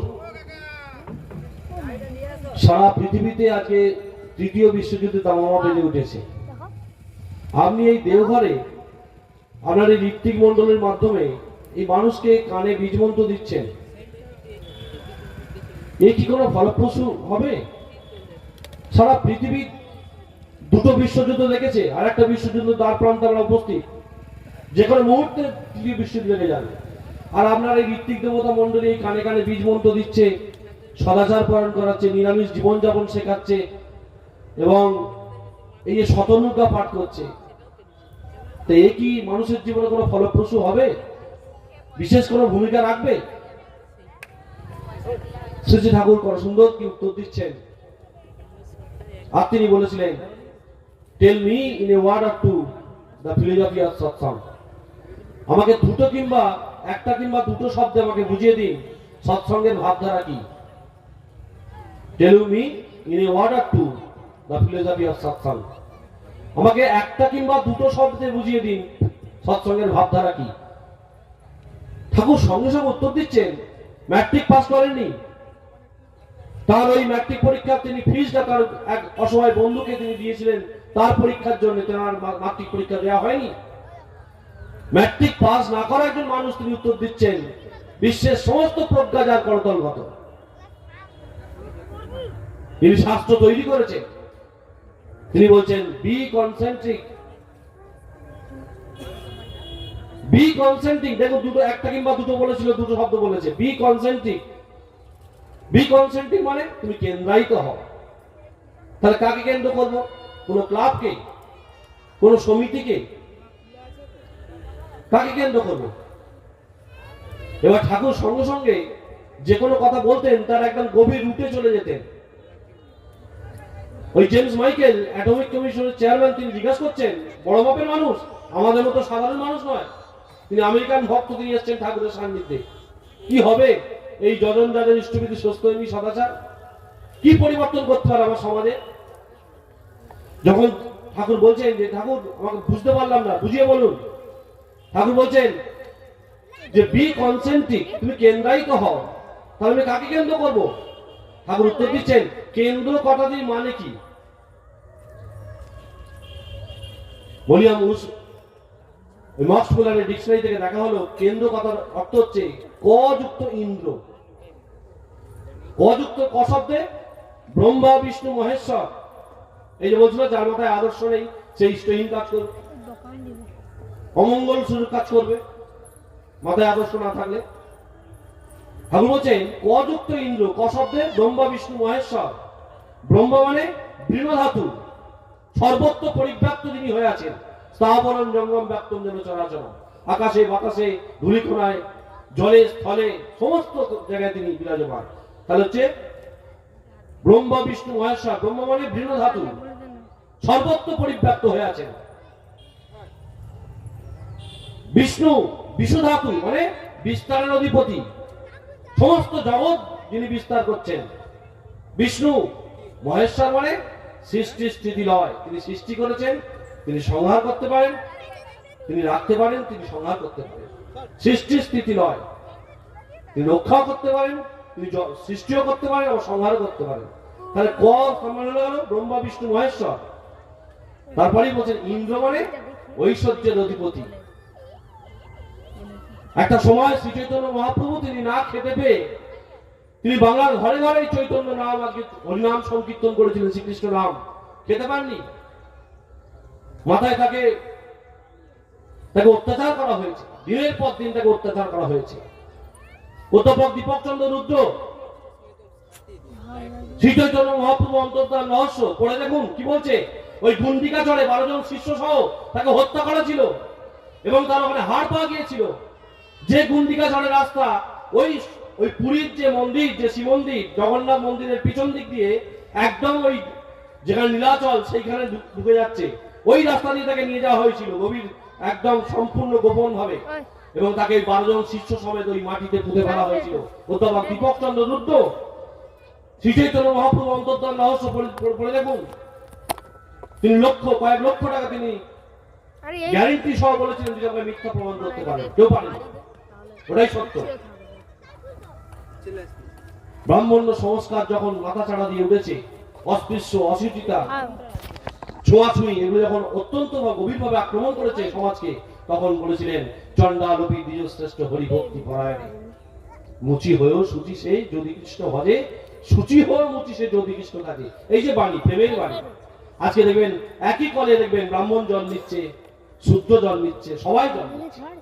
আগে ছায়া মারাতো না। এই যে প্রেমের বাণী, তারা এক একটা বিপ্লব করে চলে গেছে। তাহলে সেই শ্রী চৈতন্য মহাপ্রভু নামে আজকে মায়াপুরে দেখবেন 400 কোটি টাকার মন্দির তৈরি হচ্ছে। তাহলে ইন্দ্র মানে ঐশ্বর্যের অধিপতি। পাবনা হিমায়তপুরে তিনি খড়ের চালে শুরু করেছিলেন, আজকে দেওঘর থেকে পাবনা হিমায়তপুর থেকে গিরনি কোটি কোটি টাকার সম্পত্তি। কেন? শ্রীকৃষ্ণ ঐশ্বর্যের অধিপতি, রামচন্দ্র ঐশ্বর্যের অধিপতি, সমস্ত ঐশ্বর্য তার পায়ের তলায় লুটুপুটি খায়। এই ইহেন সদ্গুরু শরণাপন্ন হতে হয়। তাহলে কি বললেন? Be concentric, Brahma Vishnu Maheshwar. কেন বলছি? আজকে যে অনিয়ন্ত্রিত জীবনযাপন করছে যুবক সম্প্রদায়, মেয়েরা, তারা বাঁচার পথ জানে না, কেমন করে বাঁচতে হয়। শ্রী শ্রী ঠাকুর বর্তমান সংকটময় মুহূর্তে যদি না আসতেন, আমার বাবার ক্লাস 9 পর্যন্ত একাডেমিক কোয়ালিফিকেশন, আমার মা 7 পর্যন্ত পড়েছে, তথাপি তাদের একাডেমিক কোয়ালিফিকেশন খুব ভালো না হলো, তারা এটা তার জীবনের আদর্শ ধরে বুঝেছিলেন, সন্তান সন্ততিকে যদি আমি ঠিক ভাবে মানুষের মতো করতে চাই, জীবনের আদর্শকে ধরিয়ে দিতে হবে, গুরুকে ধরিয়ে দিতে হবে, নাহলে কিন্তু অনিয়ন্ত্রিত জীবন যাপন করবে। তাই সন্ধ্যেবেলা আমার পাড়ায় যখন সমস্ত দেবেন ইয়াং যুবক সম্প্রদায় যখন তারা যখন অন্য পথে চলে গেছে, জীবনের পথ হারিয়ে ফেলেছে, আমরা কিন্তু এই ছোট বয়স থেকে বাবার হাত ধরে ধরে এই সৎসঙ্গে যাওয়া শুরু করেছি। তাই অত দূর থেকে এসে আমার দুটো গুরুর কথা বলার জন্য আমরা দুভাই এসছি। আরো তীক্ষ্ণতা মন্ডলী আছেন, তারাও বলবেন। তুমি যদি কোনো সত্য জেনে থাকো, বুঝে থাকো, তা মানুষকে বলবার জন্য মুখ ফাটাফাটা হয়ে উঠবে। আজকে বড় দুর্দিন এই যে আজকে যাবেন যুবক সম্প্রদায়, আজকে যারা জীবনের পথ হারিয়ে ফেলেছে, অনিয়ন্ত্রিত জীবন যাপন করছে, তাই মানুষের জীবনে যদি বি কনসেন্ট্রিক ওই কেন্দ্র না থাকে, তাহলে দেখবেন পৃথিবীর একদিকে যেমন গভীর গিরিখাত, একদিকে সূর্য পর্বতমালা, কিন্তু পৃথিবী কোনো কিন্তু ব্যালেন্সিং হচ্ছে না। কেন গো? ওই সূর্য টেনে আছে। তাই মানুষের জীবনে যদি সূর্যের মতো আদর্শ না থাকে, আমার এই অনিয়ন্ত্রিত জীবন, আমার কাম, ক্রোধ, লোভ, মদমোহ, আশ্চর্য, ঈর্ষা, পরশ্চিকাতরতা, হীনমন্যতা আমাকে শেষ করে দেবে, ছিন্ন বিচ্ছিন্ন করে দেবে আমার জীবনকে। তাই কেন্দ্রায়িত হও, গুরু ধরে ফেলো। আর এটাকেই আমার সমন্বয় আচার্য রামকৃষ্ণদেব তিনি কি অপূর্ব করে বলছেন, শালা বুড়ি ছুঁড়ে চোর হতে হয় না। কি অপূর্ব! ওইটাকে বলছেন বি কনসেন্ট্রিকটাকে তিনি পূর্বতন পুরুষোত্তম বলছেন, বুড়ি ছুঁড়ে চোর হতে হয় না, খুঁটি ধরে ঘুরলে পড়বার ভয় থাকে না। আজকে সমাজ পড়ে গেছে, জাতি পড়ে গেছে, রাষ্ট্র পড়ে গেছে, মানুষের ব্যক্তি জীবন, দাম্পত্য জীবন সব ছিন্ন বিচ্ছিন্ন। এই ছিন্ন বিচ্ছিন্ন সমাজ ব্যবস্থার উপরে একটা প্ল্যাটফর্ম দিয়ে সৎসঙ্গ, মাথা উঁচু করে বাঁচবার পথ শেখাচ্ছেন মানুষকে। তুমি সৎ হও, তুমি যদি সৎ হও, তোমার দেখা দেখি হাজার হাজার মানুষ সৎ হয়ে যাবে। আর তুমি যদি অসৎ হও, তোমার দুঃখের জন্য, সমবেদনা প্রকাশের জন্য কেউই থাকিবে না, কারণ তুমি অসৎ হয়ে সমস্ত সবাইকে অসৎ করে ফেলেছো। কি বাণী! ঠাকুর বলছে, তুমি যদি সৎ হও, পৃথিবীর সমস্ত মানুষ যদি তোমার বিরুদ্ধাচরণ করে, তুমি কিন্তু ঠিক থাকবে। আর তুমি যদি অসৎ হও, পৃথিবীর সবাই যদি তোমার জয়গান করে, প্রকৃতি তোমার বিচার ঠিক করে দেবে। তাই ঠাকুর ভেতর থেকে be man then make a man, charity begins at home. তাই তিনি বলতেন ভেতর থেকে গজিয়ে তোলা। এই যে ছোটবেলা থেকে এই যে আপনারা বাচ্চাদের নিয়ে এসছেন, হয়তো ঘুমিয়ে পড়েছে, এরা কিছু বোঝে না, কিন্তু জানবেন এর একটা বিরাট গুণ আছে। ছোটবেলা থেকে যত এরা আদর্শের কথা শুনবে, ভালো ভালো ধর্মীয় কথা শুনবে, ভাগবত কথা শুনবে, গীতার কথা শুনবে, এদের জীবনে দেখবেন কোনো বিভ্রান্ত হবে না, পথ হারিয়ে ফেলবে না, সঠিক পথে চলবে। আজকে জানবেন গত কয়েকদিন আগে এই সৎসঙ্গ করলে কি হয়, আমরা যে মাইকে দাঁড়িয়ে বক্তৃতা করছি, আপনারা শুনছেন, কিন্তু আমাদের এই যে বলার আগে আমাদের নিজেদের একটু একটু করে তৈরি হতে হয়। গত কয়েকদিন আগে আমার খুব নিকট আত্মীয়ের একটি বিবাহ হয়েছে, তার মেয়ের বিবাহ হয়েছে। সমস্ত পাড়ার লোক প্রায় 700-800 নিমন্ত্রিত গেছে, যায়নি কে? ভাববেন না প্রচার করছি, কিন্তু এই গুরু আদর্শ থাকলে কি হয়, মানুষের জীবনে ইষ্ট আচার্য থাকলে কি হয়। আজকে এই যে অনিয়ন্ত্রিত জীবনযাপন করছে ছেলেমেয়েরা, বাবা মাদের কোনো নিয়ন্ত্রণ নেই ছেলেমেয়ের প্রতি। আজকে কোনো বাবা মা বলতে পারবে বুকে হাত দিয়ে, আমার ছেলেটার প্রতি আমার নিয়ন্ত্রণ আছে, আমার মেয়েটার প্রতি আমার নিয়ন্ত্রণ আছে? কারোর ক্ষমতা নেই, সব নিয়ন্ত্রণ বাইরে চলে গেছে। কোনো ছেলেকে বা মেয়েকে যদি কোনো বাবা মা শাসন করতে যায়, তার পরিণতি কি তা সমাজ জানে, তাই কিচ্ছু করতে পারছে না ভয়তে। বেশি কিছু বললেই খারাপ কাজ করে ফেলবে, তাতে বাবা বেশি থাক, এই করতে গিয়ে সমাজ আগে সব নিয়ন্ত্রণের বাইরে চলে গেছে। এই গত কয়েকদিন একটা আমাদের পাড়ায় যখন বিবাহ হলো, আমাদের খুব নিকট আত্মীয় সবাই গেছে, 800 নিমন্ত্রিত, 700, কিন্তু আমরা 3-4টে প্রাণী শুধু যাইনি, আমি, আমার স্ত্রী, আমার দাদা ভাই, তার স্ত্রী এবং তার ছেলেটা, 5টা প্রাণী শুধু যাইনি ওই বিয়ে বাড়িতে। এ নিয়ে বহু আন্দোলন, বহু কথাবার্তা, চর্চা, নিন্দা। কেন যাবে না? এক জায়গায় থাকবে, এক পরিবেশে থাকবে, ওরা এমন কেউ কেটা হয়ে গেছে। বিয়েতে নিমন্ত্রণ করে এলাম বাড়িতে কার্ড দিয়ে, আমার বাড়িতে এলো না, বহু সমালোচনা। কিন্তু আমার মাথায় গুরু আছে, ইষ্ট আছে, আচার্য আছে। আমার গুরুদেবের একটা বাণী, আজকে সমাজের পক্ষে জানবেন, যা কিছু ক্ষতি হয়েছে কিছুতেই কিছু হবে না, সব ঠিক হয়ে যাবে যদি একটা জিনিস গোড়ায় গন্ডগোল হয়ে যায়। কি বলুন তো? প্রতিলোম বিবাহ। যখন আমরা বিয়ের কার্ডটা থেকে দেখলাম বিবাহটা প্রতিলোম বিবাহ, তখন পাড়ার সবাই অংশগ্রহণ করেছে, শুধু আমরা 5টা প্রাণী যাইনি। কেন? আমার গুরুর ওই একটা অমোঘ বাণী, পুরুষ নারী সবাই শোনো, কোন রকম প্রতিলোমে বিয়ে বা গমন করো না কো, অতি সুন্দর অটট প্রাপ্তিপিতি যদিও হয়, দূরেই থেকো, এগিয়েও না কো, রাষ্ট্র সমাজ অধিক হয়। আমার গুরুদেব আমাকে শাসন দিচ্ছেন, অনুশাসন দিচ্ছেন, শোনো পুরুষ নারী সবাই শোনো, কোন রকম প্রতিলোমে বিয়ে বা গমন করো না কো। ওই বিবাহ প্রতিলোম বিবাহতে অংশগ্রহণ করতে বারণ করছে, গেলেও পাপ, তোমার বংশহানি হয়ে যেতে পারে। প্রতিলোমে কুয়ের জনম, বিশ্বাসঘাতক জাতির জম, প্রতিলোমে কুপকাত, বিশ্বাসঘাতক বংশপাত। ওই প্রতিলোম বিবাহ যেখানে হয়, সংসদ যেখানে হয়, সেখানে অংশগ্রহণ করার পাপ। আমার গুরু, আমার বাবা মা ছোটবেলা থেকে একাডেমিক কোয়ালিফিকেশন নেই, কিন্তু আমার ছোটবেলায় শিখিয়েছে, যাবি না তোর পায়ে পড়ে গেলেও যাবি না, যা ভাবে ভাবুক, সম্পর্ক না রাখে রাখবে, কিন্তু তুই অংশগ্রহণ করবি না। আমরা যাইনি, আমরা একজনকে খুশি করবো।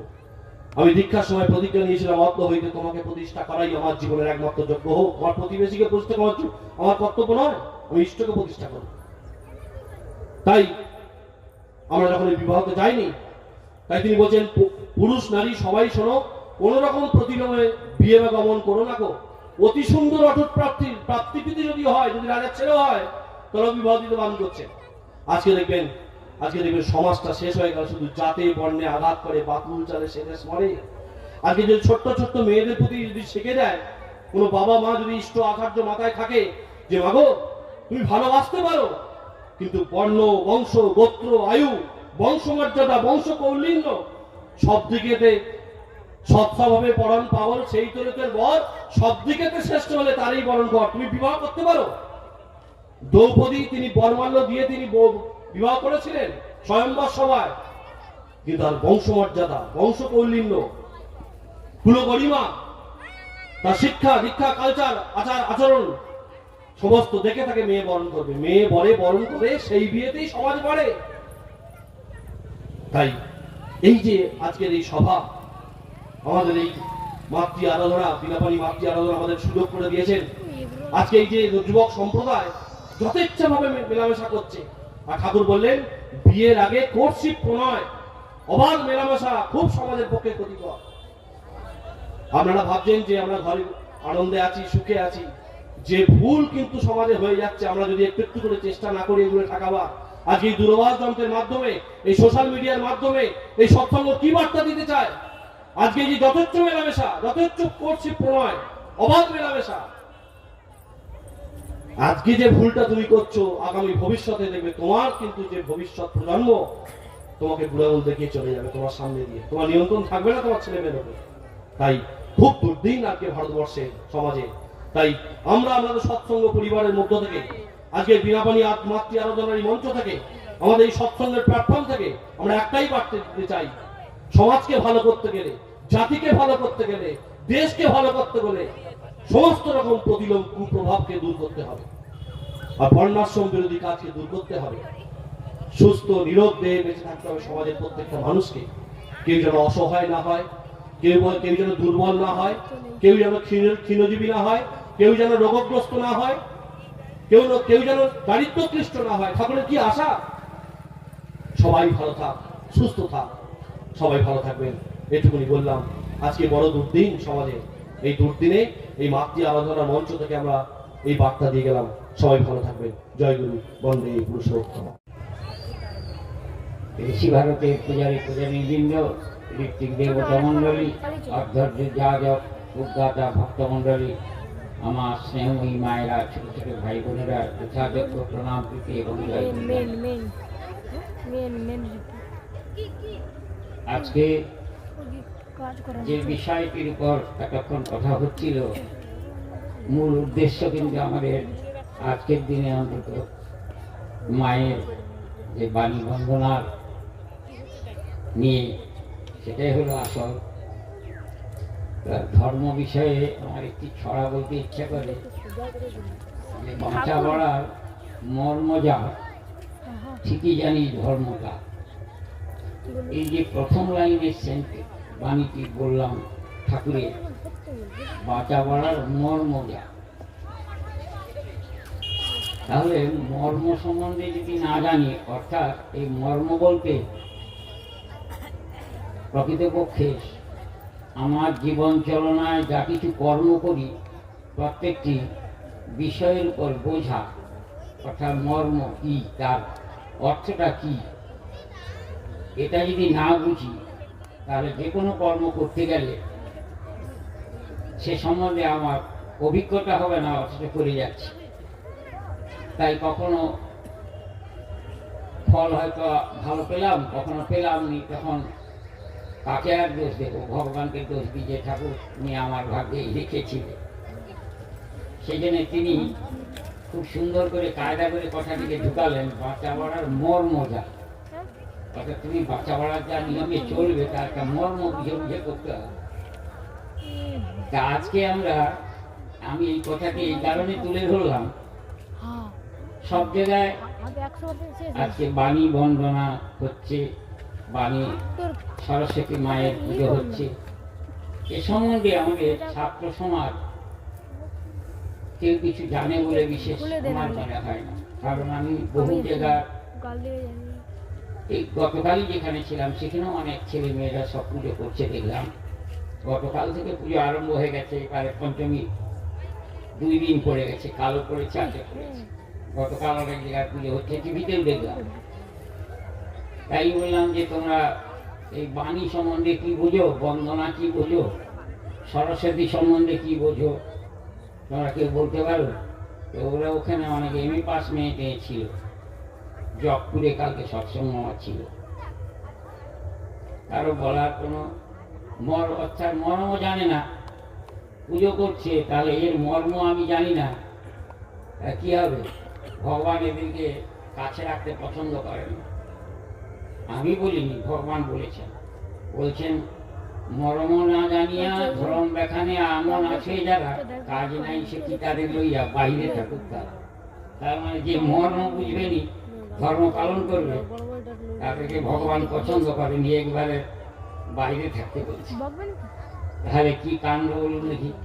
এত ছেলে মেয়েরা সব কলেজ থেকে, স্কুল থেকে, সর্ব জায়গায় রাস্তাঘাটে এত সরস্বতী পুজো করছে, সরস্বতী মানেও জানে না, বাণী কাকে বলে জানে না, বন্দনা কাকে বলে জানে না, বিনা বাণীও বোঝে না, কিচ্ছু বোঝে না।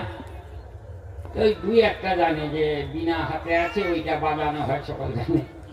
এই পর্যন্ত 2-1টা জানে যে হাঁস একটা কাছে আছে, হংস, সাদা হাঁস, বড় হাঁস আছে, আর সরস্বতী বিদ্যাদান করে, সকলের জানা আছে সরস্বতী বিদ্যাদান করে। এইটুকু পর্যন্ত। ভগবান কি শুদ্ধ পদ্মের উপর বসে আছে?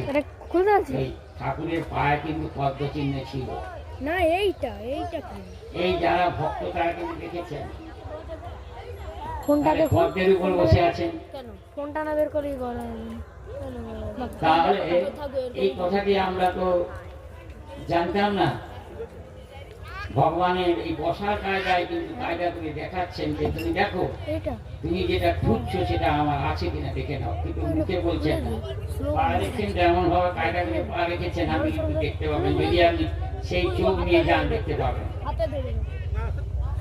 আবার হংস বাহিনী। তোর মা দেখবে হংস কথার মানে কিন্তু অহংস, অর্থাৎ আমি সেই অহংস, হংস, হংস মানে আমি সেই, অর্থাৎ আমি সমস্ত বিশ্ব জগৎকে বহন করে বেড়াই, বহন করতে পারি। ওটাকে এরকম তিনি হলেন তাই সবাইকে হংস বাহিনী। সব লোককে দেখতে পাবে। তাহলে এই যে তিনি নিজে পরিচয় দিচ্ছেন, এই যে রামহংস মানে কি, রামকৃষ্ণকে বলা হচ্ছে রামহংস দেব, পরমহংস দেব। পরমহংস মানে কি? পরম হাঁস, বড় গোছের হাঁস না, তাই না? হংস মানে অহংস, অর্থাৎ আমি সেই বিশ্ব চরাচরে আমি তাদের কাছে আমি তাদের উপরে বহন করি, অর্থাৎ মানুষটাকে বহন করবে, অর্থাৎ তাই তাকে বলা হয়েছে হংস বাহিনী। অর্থাৎ তিনি সমস্ত মানুষকে বহন করেন, আবার তাদের মাথায়ও চড়ে বেড়ান, সবাইকে নিয়ে তিনি চলতে পারেন, এই ক্ষমতা তার আছে। আবার তাকে বলা হয়েছে তার হাতে কি আছে, সবাই জানে বিনা পানি। পানি মানে কি গো? হাত। তো পানি মানে হাত, বিনা মানে সুরের একটা যন্ত্র। তাহলে যে সুরের যন্ত্রটি আছে, এই যে হাতে তার সুরের যন্ত্র যা আছে, সুর হলো ব্রহ্ম সুর বলা হয়। যে সুরের মধ্যে কি আছে? Heat and light and vibration, তিনটে জিনিস আছে সুরের মধ্যে। অর্থাৎ বৈজ্ঞানিকরা সমস্ত গবেষণা করে ঠিক করেছেন যে পৃথিবী নাকি শব্দ থেকে সৃষ্টি হয়েছে। ঠাকুরও কিন্তু ঠাকুরের কাছে যখন অনেক বৈজ্ঞানিকরা এসে প্রশ্ন করেছিলেন, ঠাকুর আমরা ধর্ম পালন করব কেন, আমরা তো জানি পৃথিবী সৃষ্টি হয়েছে শব্দ থেকে, তাহলে আমরা শব্দ থেকে যদি সৃষ্টি হয় তাহলে প্রকৃতির নিয়মে আমরা চলব। তাতে বলেছিলেন আমিও তাই কই, energy in condense form is matter. শব্দের ঘনীভূত রূপী বস্তু, তাই মানুষ, ছাগল, গরু, গাছ, পালা সব শব্দের ঘনীভূত রূপ।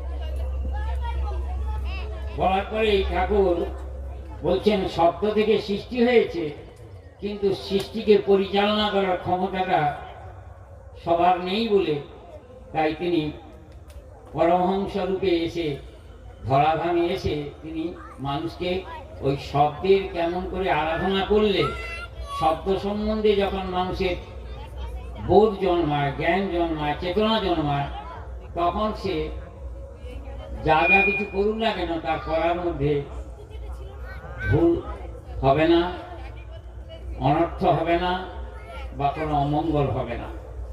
তাই বন্দনা কথা বলছি, কিন্তু শিক্ষকরাও বন্দনা করেন না, তপস্যা করেন না, আর ছাত্রদেরকেও তপস্যা করেন না। অথচ বাণী বন্দনা করছি বলে আমরা চালিয়ে দিচ্ছি সব জায়গায়। স্কুলে দেখুন না, কোনো ছেলে মেয়েরা তপস্যা করে না, শিক্ষার উপর এত জোর দিয়েছে, পড়াশোনা করবে তারা, কিন্তু এর পেছনে কারণগুলো জানতে হবে। তারপরে ঠিক চলে গেলেন, বলছেন তাই সরস্বতী করার কথাটাকে ভাঙলে দাঁড়ায় সরস যুক্ত পতি। পতি মানে পালন কর্তা, আর সরস মানে জল। এবার ঠাকুর সুন্দর করে আবার গোড়ায় চলে গেলেন। শব্দ থেকে সৃষ্টি হলে কি হবে? প্রথম নাকি আদিতে জলের সৃষ্টি হয়েছিল, তাই যিনি পালন কর্তা তিনি এই জলের সৃষ্টি আগে করেছিলেন। তাই সরস মানে জল। আবার সরস কথাটাকে আরো ভেঙেছেন শ্রী ধাতু ঋত যোগ করে। শ্রী মানে হলো, শ্রী মানে সৃষ্টি, সুন্দর, পবিত্র, আর ঋত মানে গতি বা গমন, অর্থাৎ যিনি কিভাবে মানুষকে চলতে হবে তার গতি এবং গমনটা দেখিয়ে দিতে পারেন। কিভাবে চললে, কিভাবে মানুষ তার জীবনযাপন করলে তবে সে সুন্দর থাকতে পারে, পবিত্র থাকতে পারে, তাই তিনি তার গতি থাকে। ওই জন্য আমাদের দেখবেন তিনটে জিনিস সবসময়ের জন্য শিশুকাল থেকে দেখা দেয়। সেটা হলো মনের মধ্যে তিনটে জিনিস প্রথম দেখা যায়। মন, সে ঠাকুর বলছেন, মন হলো সাত, মন হলো ডাইনামিক, মন হলো রেসপন্সিবল। মন সাত মানে মন এত সূক্ষ্ম যে সে কোন মুহূর্তে কি চিন্তাকে ডেকে আনবে বা কি চিন্তা করবে তার ঠিক নেই। সে বসে থাকবে না, যে কোনো একটা চিন্তা নিয়ে থাকবে। সূক্ষ্ম চিন্তা তার মধ্যে আসে, সে ভালো করতে পারে, মন্দও করতে পারে। আবার বলছে ডাইনামিক, গতিশীল।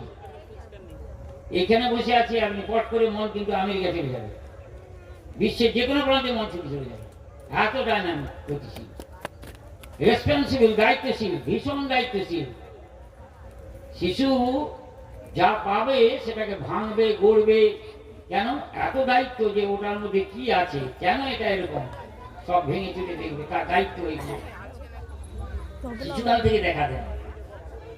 শিশু ঠাকুর বলছেন, তাই এই মন যাতে এই তিনটে শক্তির উপর দাঁড়িয়ে নিয়ন্ত্রিত হয়, তার জন্য তাকে বন্দনা করতে হয়। কার বন্দনা? যিনি আমার মনকে নিয়ন্ত্রণ করেন। কিসের দ্বারা?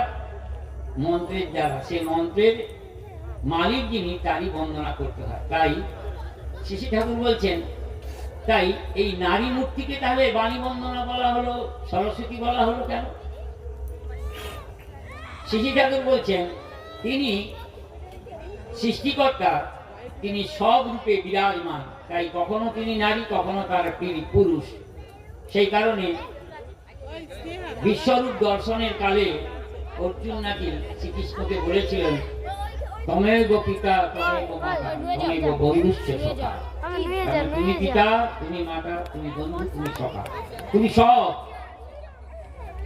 তাহলে এই সরস্বতী পুজো করছি মানে কালী পুজো করছি, কিন্তু তিনি সেই।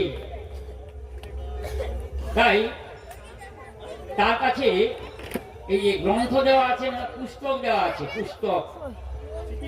ওকে যেসব পুস্তকের তার সামনে যে পুস্তক দেওয়া হলো, কথা হচ্ছে দুনিয়ার বুকে যা কিছু বাণী, বাণী বন্দনা বলা হচ্ছে, যা কিছু বাণী তার থেকে সৃষ্টি হয়েছে। সেই সৃষ্টির যে নিয়মগুলো, সেই নিয়মগুলোকে বলা হয়েছে বেদ। বেদ মানে কিন্তু জ্ঞান। তাই জ্ঞান না অর্জন হলে বেদকে উপলব্ধি করা যাবে না। এই এত যে মানে উপনিষদ, বেদ তৈরি হয়েছে, তার থেকে সৃষ্টি হয়েছে। তাকে উপলব্ধি করতে গেলে বন্দনা বা তপস্যা বা আরাধনা করতে হয়। তাই সরস্বতীর কখনো কোথাও লেখা আছে আরাধনা, কোথাও লেখা আছে বন্দনা। তাহলে আরাধনা বন্দনা না করে কি সত্যি সরস্বতীকে বোঝা যাবে? বোঝা যাবে না কিন্তু। তাই আমাদের আরাধনা করা দরকার, তপস্যা করা দরকার। শিশু ঠাকুর তাই এই সরস্বতীর অনেক রকম নাম দিয়েছেন। যে তাকে কখনো ভারতী বলা হয়, তাহলে তাকে কখনো ওই যে সরস্বতী, ভারতী, দেবী বলা হচ্ছে। অর্থাৎ দেব শক্তি যার মধ্যে নিহিত আছে, তিনি দেবী। এইসব বন্দনা করে করে তবু যেন ভক্তের কাছে তার ইচ্ছা হলো যে এখনো যেন পরিপূর্ণ আমার বলা হয়নি। কারণ আমরা অনুভব করি আর কি যে তিনি তবু তিনি আবার ভক্তের কাছে পরিপূর্ণ একটি ছড়ার ছলে তিনি প্রকাশ করলেন। ছড়া বলবো কি বাণী বলবো? বাণীই হবে, ছড়া ঠিক নয়, বাণী। কি বললেন? বিকাশ ব্যাকুল গতিজার সংস্কৃতি, তিনি সরস্বতী। অর্থাৎ এই বিশ্ব ব্রহ্মাণ্ডে যা বিকাশ, প্রকাশ, বর্ধন হয়ে আছে, তিনি সরস্বতী। তারপর বললেন বাক বা বাণী যার সত্তা, তিনি বাগদেবী। অর্থাৎ এই যে সুরের কথা বললেন, এই সুর শব্দ তার বাণী, তার সত্তাগত। তাই ঈশ্বরকে বলা হয় God is sound, God is word. অর্থাৎ এই বাণী বা শব্দের মালিক কিন্তু তিনি। তাই বাণী বন্দনা মানে শব্দের বন্দনা। তাই কি বললেন? বিকাশ ব্যাকুল গতিজার সংস্কৃতি, তিনি সরস্বতী। অর্থাৎ বিশ্বব্রহ্মাণ্ডের যা কিছু তিনি সৃষ্টিকর্তা, স্থিতি অফ তেজ মরুদ্বোম সবটাই তার মধ্যে বিরাজমান। বলার পরে এই বলছেন বাঘ বা শব্দই যার সত্তা তিনি বাগদেবী। দেখুন এখানে কিন্তু স্ত্রীলিঙ্গ কথাটা ব্যবহার মনে হচ্ছে, হ্যাঁ, কিন্তু তিনি তো একাধারে নারী একাধারে পুরুষ, তাই যিনি বাগদেবী তিনি সরস্বতী। তাহলে কার বর্ণনা করব? তিনি কে সেই সরস্বতী? স্বয়ং ঈশ্বর পুরুষ সরস্বতী। তার একটা রূপরেখা হলো আমরা যে নারী মূর্তি দেখে পুজো করছি, এটা একটা তার অংশ বিশেষ, রূপ বিশেষ। তার তো অনেক রকম রূপ, কখনো দুর্গা, কখনো কালী, কখনো সরস্বতী, কত রকম রূপ তার সর্বঘটে বিরাজমান। আমরা তো এমনি চৈতি ভাষায় বলি। তাহলে আমরা অনুসরণ করব কাকে? কাকে অনুসরণ করব? কার আরাধনা করব? কে সেই পদ্মের উপর বসে আছেন? তাহলে এই যে তার পদ্মের উপর তিনি সমাসীন হয়ে আছেন, আর সরস মানে জল বলেছিলাম, দেখুন জলের মধ্যে পদ্ম আছে, সেই পদ্মে সরস্বতী বসে আছেন। অর্থাৎ স্বয়ং ঈশ্বর পুরুষকে দেখানো হচ্ছে সৃষ্টির আদিতে জল ছিল, জলের থেকে এরকম নানা রকম সৃষ্টি হয়েছিল, তাই সব মানেগুলো যোগ করে একসঙ্গে তিনি সরস্বতী হচ্ছেন।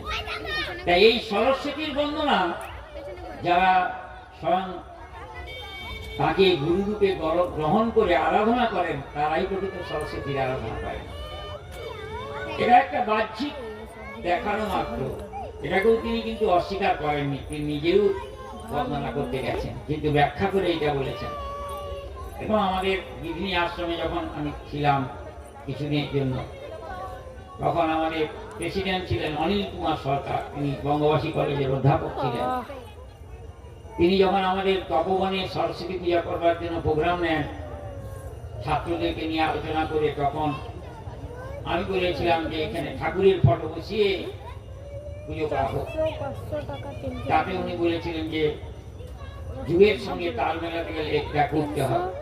আমি বলি তাহলে সরস্বতীর পাশে ঠাকুরকে বসানো হোক, সরস্বতী ঠাকুরের ফটো থাকবে ওপরে, সরস্বতী পাশে ঠাকুর বা নিচে ঠাকুর। বলছেন তুমি এটা কোথা থেকে বলছো, কি বলছো? সরস্বতী আর ঠাকুরকে এক? আমি যখন গ্রন্থ খুলে দেখিয়েছিলাম তখন সবটা সমীক্ষাতে কথাটি আছে, যে গ্রন্থটি আমাদের ঘরে ঘরে বিশেষ করে নেওয়া হয়নি। গ্রন্থটির নাম সংখ্যা সমীক্ষা। তাতে আছে বিকাশ ব্যাকুল প্রতিজার সংস্কৃতি তিনি সরস্বতী, বাঘ বা শব্দই যার সত্তা তিনি বাগদেবী, তাই যিনি বাগদেবী তিনি সরস্বতী। তাই একমাত্র পুরুষোত্তমই আমাদের সরস্বতী, তার আরাধনা যারা করে সরস্বতীর আরাধনা হয়। যারা সাধক, উচ্চতরের সাধক, তারা দেখবেন সাধনা করতে করতে ওই যে সরস্বতী আপনারা বা আমরা যেটা পুজো করছি ওটাও দর্শন হয়। যে মা কালীর পুজো করছি মা কালীরও দর্শন হয়। এত যে দেব দেবী পুজো করছি, এত যে শিব দুর্গা কালী পুজো করছি, সব দর্শন হয়। কেন? সব দেবতার সমাহারে পুরুষোত্তমের সৃষ্টি, সহজ মানুষ নররূপে করেন সৃষ্টি, তাই সব দেবতার সমাহারে তিনি। তাই আজকে আমরা সত্যিকারই কিন্তু আমরা সরস্বতীর বন্দনা আরাধনা আমরা করছি। তাই যে সরস্বতীর আরাধনা করলে আমরা ধর্মের অর্থাৎ আচরণের মর্ম বুঝে চলতে পারবো, সেই আরাধনা করতে হবে নিত্য। তা নাহলে ধর্মের যদি মর্ম না বোঝা যায়, বৈষ্ণব শাস্ত্রের কথাটি সুন্দর করে আছে, মর্ম না বুঝিয়া ধর্ম দেখানে আছে এমন যারা, কাজ নাই সখী তাদের লইয়া বাহিরে থাকুক তারা। এই জন্য দেখবেন সখীরা কি সুন্দর বলেছে, বৈষ্ণব শাস্ত্রের কথাটি আছে, যার যাকে লাগে ভালো তারা তাকে ভোযোগ্য, আমার কিন্তু লাগে ভালো সখীর দোলার ঘোরাগো। তার মানে সরস্বতীকে বুঝে নেন, সখীরা কিন্তু বলছে যার যাকে লাগে ভালো তারা তাকে ভোযোগ্য।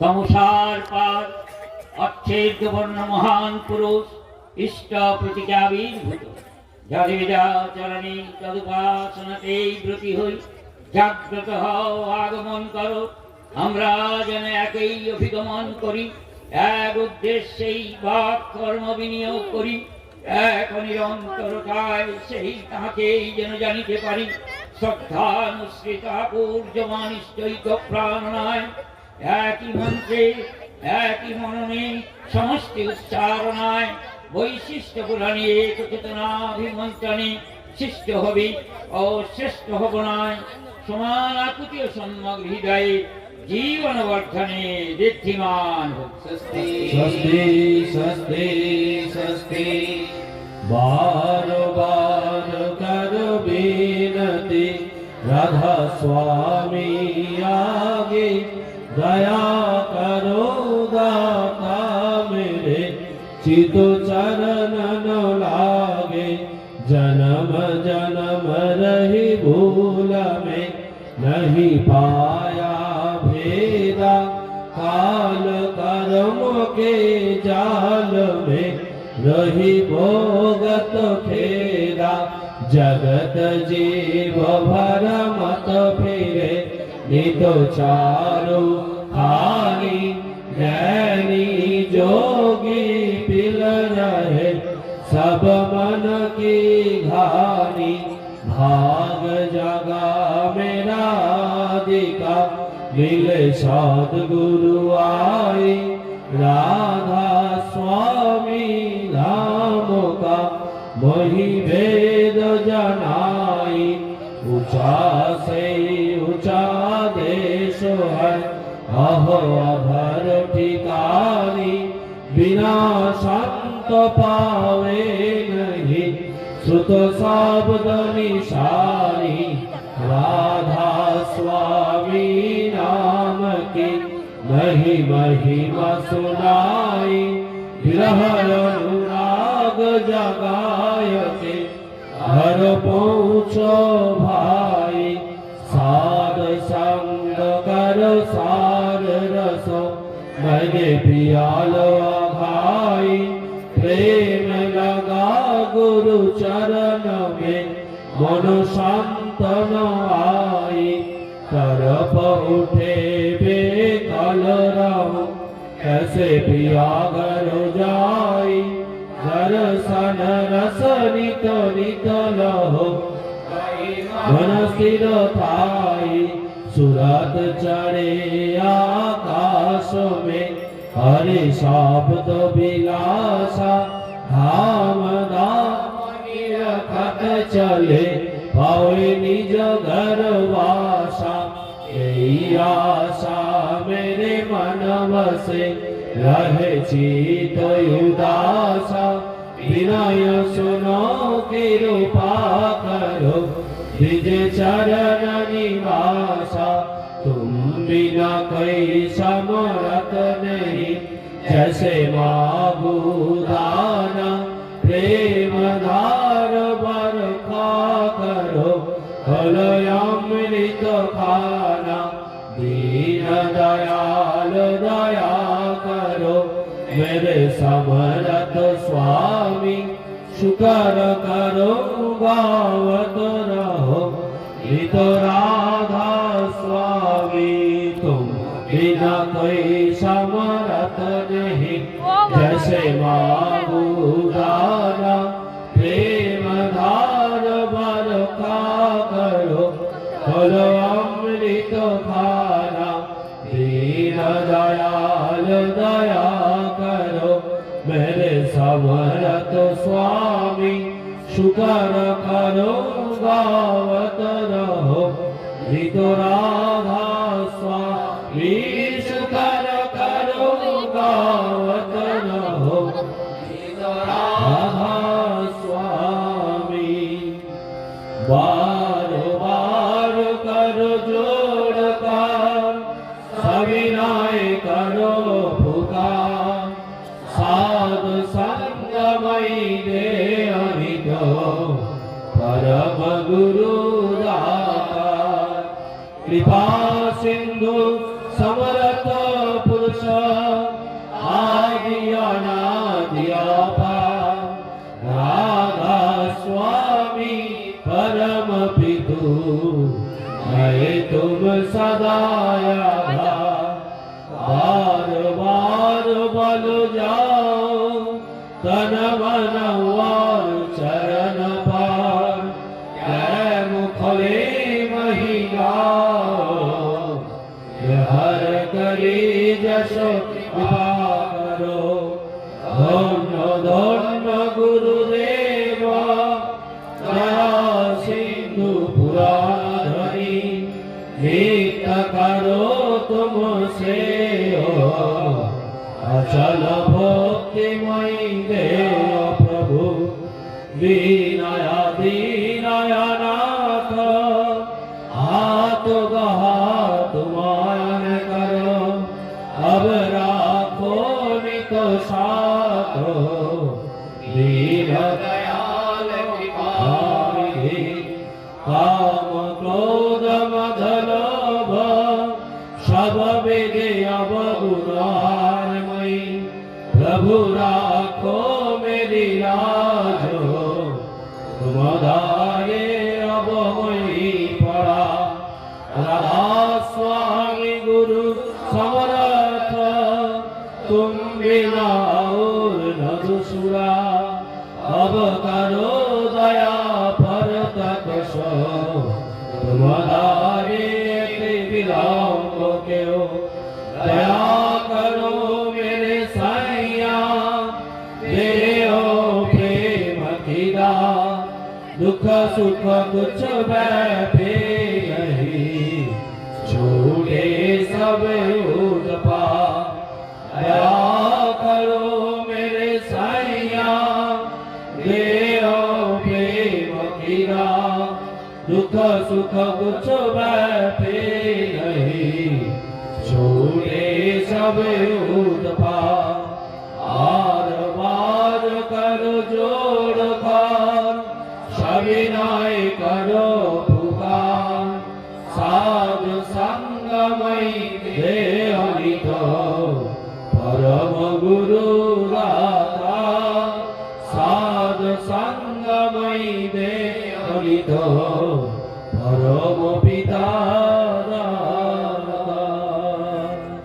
हे परम कारुणिक, हे सर्व, हे सर्वानुश्रुतो प्रागप्रदं वाक्, सर्वो सर्गो सर्वहृदयो प्राणं परिमलधीर्यैश्वर, जीवो जगद्रूपे प्रतिभातो, रक्त मांस संकुलद्भासितो, तुम्हें तुम्हार तज्जात संतान, हे यामी तुम्हार तुम्हें उठे, हे भारत करंगर गए निरात तुमरियाना, उत्साहितो अमृत आशीषे, जरा मरण दुख दरिद्र विपत्ति त्याग अपसारित करिया, वाति भाषित करिया करो। हे यामी हमारा ब्रह्म स्तंभ पर्यंत तुम्हारे शरण करिया, अमृत वाचमणि पवित्र है नाम, आमी पवित्र, आमी पवित्र, आमी पवित्र। वंदे पुरुषोत्तमं त्वां हृष्टमिदयस्वं श्रीविग्रहं, वैशिष्टपूर्णं समस्तुत्सारकं एकाचारिणं, श्रीजनसंतानीश्वरं प्रकटभायनं, नीलो जगज्जीवन जीवनमितिष्ठमीहं, व्यक्तो सर्वगं परमदैवतं नरनारायणं, वत्सो कुर्मो कोमलिसिंहो वामनशरीरं, रामकृष्ण बुद्ध जिशु मोहम्मद रूपायितं, चैतन्य रामकृष्णानुकूलं पूर्ववर्तनी पूर्णं, शाश्वतं वर्तमानं, व्यक्तिगं पदे योग समाज राष्ट्र धारणि, जन जाजनिष्ठ प्रीति सस्तायिनी प्रवर्तकं, राज्य प्रतीचर्यं करै वर्णाश्रमानुशासकं, आर्य शिवायनं, आर्यो कृष्टि तिर्जध्वनियो परिकेतनमो, आर्यो भूमि धूलि पावन चिदानन्दकं, सकल शिल्प विज्ञान जूतं पूर्णं परापरापरारकं, धर्म ग्लानि तस्व भुवने वित्ति घूर्णने, सकलधर्मस्थापकम् आप्रियन्तमीश्वरेकमधीयरम् प्रेमाचरणमपधीतं मनमागमनमातं गुरुनाचर्यं मङ्गलमचित्रलीलामं विश्वमिलनाभरणमभिनदायिनि विनायकभास्वरं रणोदण्डवज्रो बुद्धि कृष्णे विस्तृष्णिरोहि अबुद्धिमोक्षाचारा प्रतिदैनिकमण्डले जीवनविद्वांसिकरामित्रामित्रबन्धवं कल्वीनोमदग्रं नमामि विप्रावीणं प्रियं परमं गुणमयीकरां पुरुषोत्तमं वन्दे पुरुषोत्तमं जिन्हें सब जाति के वृद्धि प्राप्त यादिति कुमार সেই ব্রহ্মকে নমস্কার করি আর সেই ব্রাহ্মণ যিনি তাকে জানিয়াছেন তাকে আমার শেষ নমস্কার যে আচরণে তাকে জানায় সেই আচারকে যিনি আচরণ দ্বারা জানিয়া থাকেন সেই আচার্যকে পরিপাক করিতেছি যারা দ্রষ্টা পুরুষ সেই ঋষিদিগকে নমস্কার করি যিনি মানুষের জীবন প্রকৃতিকে তোমার সহযোগিতা করিয়া প্রত্যেক হৃদয়ে বিদ্যমান সেই দেবতাকে নমস্কার করিতেছি যাহা জানা গিয়াছে আমার জ্ঞানকে আমি আমার সর্ব শরীর দ্বারা নির্বাহ করিতেছি আমি পরম কারণে পশুত সর্ব প্রাণ পোষণ পেত হইকে প্রণাম করি মৃত্যু যিনি জীবন বৃদ্ধিকে অবলা করিয়া স্থায়িত্বকে নিঃশেষ করিয়া দেন আমি তাহাকে নমস্কার করিতেছি জড়তা হইতে অমৃত বহন করিতে পারি যিনি সর্ব প্রত্যেকের ভিতর বিশেষ ভাবে পরিব্যাপ্ত সেই বিষ্ণুকে আমি অশেষ পরিপাতে প্রণাম করিতেছি আর যাহা কিছু সময় প্রতীক সর্বদেবময় আমার ঘাতা আমার সদ্গুরুকে প্রণয় পরিপাতে বার বার প্রণাম করি যাহা কিছু জাত হইয়াছে তৎসর্বজগতের কারণ যিনি তার নিমিত্ত তদেব সদ্যে স্নাত হইতেছি তিনি আমার আদিত্যকে দান করুন সেই অগ্নি সর্বপ্রকার দ্রুত গতি হইতে নৌকা যেমন সিন্ধু পার করে তেমনি করিয়া আমার উত্তীর্ণ করুন ঊর্ধ্বশ্রেয় প্রতিপন্ন নিপায়িত বৃদ্ধি বিশ্বপতি হে পুরুষ আমি তোমাকে নমস্কার করি गुरु ब्रह्मा गुरु विष्णु गुरुदेव महेश्वर गुरुदेव परब्रह्म तस्मै श्री गुरवे नमः अखण्डमण्डलाकारं व्यक्तं येन चराचरं तत्पादं दर्शितं येन तस्मै श्री गुरवे नमः अज्ञानोऽज्ञानस्य ज्ञानाञ्जनशलाकया चक्षुर्मिलितं येन तस्मै श्री गुरवे नमः स्थावरं जङ्गमं व्यक्तं येन विश्वचराचरं तत्पादं दर्शितं येन तस्मै श्री गुरवे नमः चिद्योगेन परिव्याप्तं तैलक्लं चराचरं तत्पादं दर्शितं येन तस्मै श्री गुरवे नमः न गुरुदिगं तं न गुरुदिगं तपः तत्ग्रहणं परमास्ति तस्मै श्री गुरवे नमः वन्दातो श्री जगन्नाथो मद्गुरु श्री जगद्गुरु मदात्मा सर्वभूतात्मा तस्मै श्री गुरवे नमः गुरुवादिनादिश्च गुरुपरं दैवतं गुरुपरं परमास्ति तस्मै श्री गुरवे नमः ब्रह्मानन्दं परमसुखदं केवलं ज्ञानमूर्तिं दण्डातीतं गगनसदृशं दत्तमस्वामिवशम् एवमेकं विवचोरलं सर्वाणि साक्षीभूतं भवातीतं सद्गुरुत्वां नमामि सद्गुरुत्वां नमामि सद्गुरुत्वां नमामि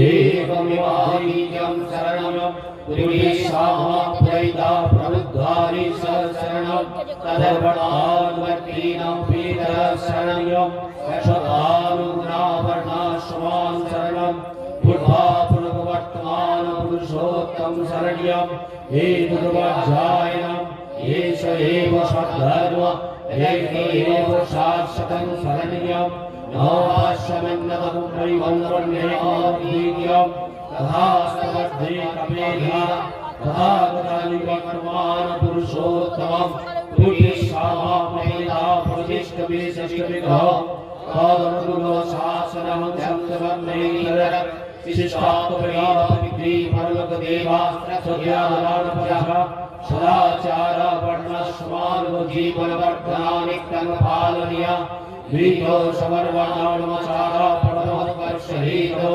क्षमामुपरिध्वंसनस्तु विक्रमाचार वन्दे पुरुषोत्तमं वन्दे पुरुषोत्तमं वन्दे पुरुषोत्तमम्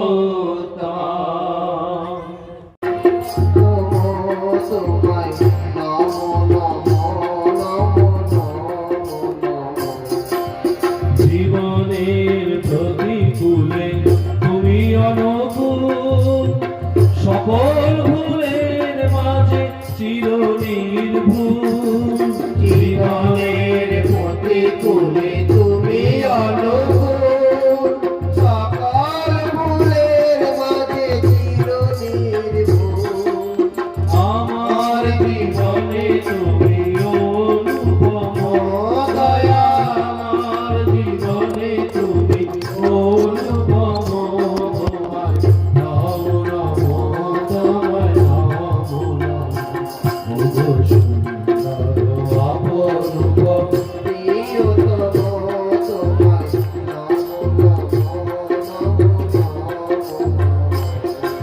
পতিত পাবন নরনারায়ণ শ্রী মধুসূদন বিপদ ভঞ্জন পতিত পাবন নরনারায়ণ শ্রী মধুসূদন বিপদ ভঞ্জন শাশ্বত সনাতন মনোরম দয়া শাশ্বত সনাতন মনোরম তোমার নাম নমো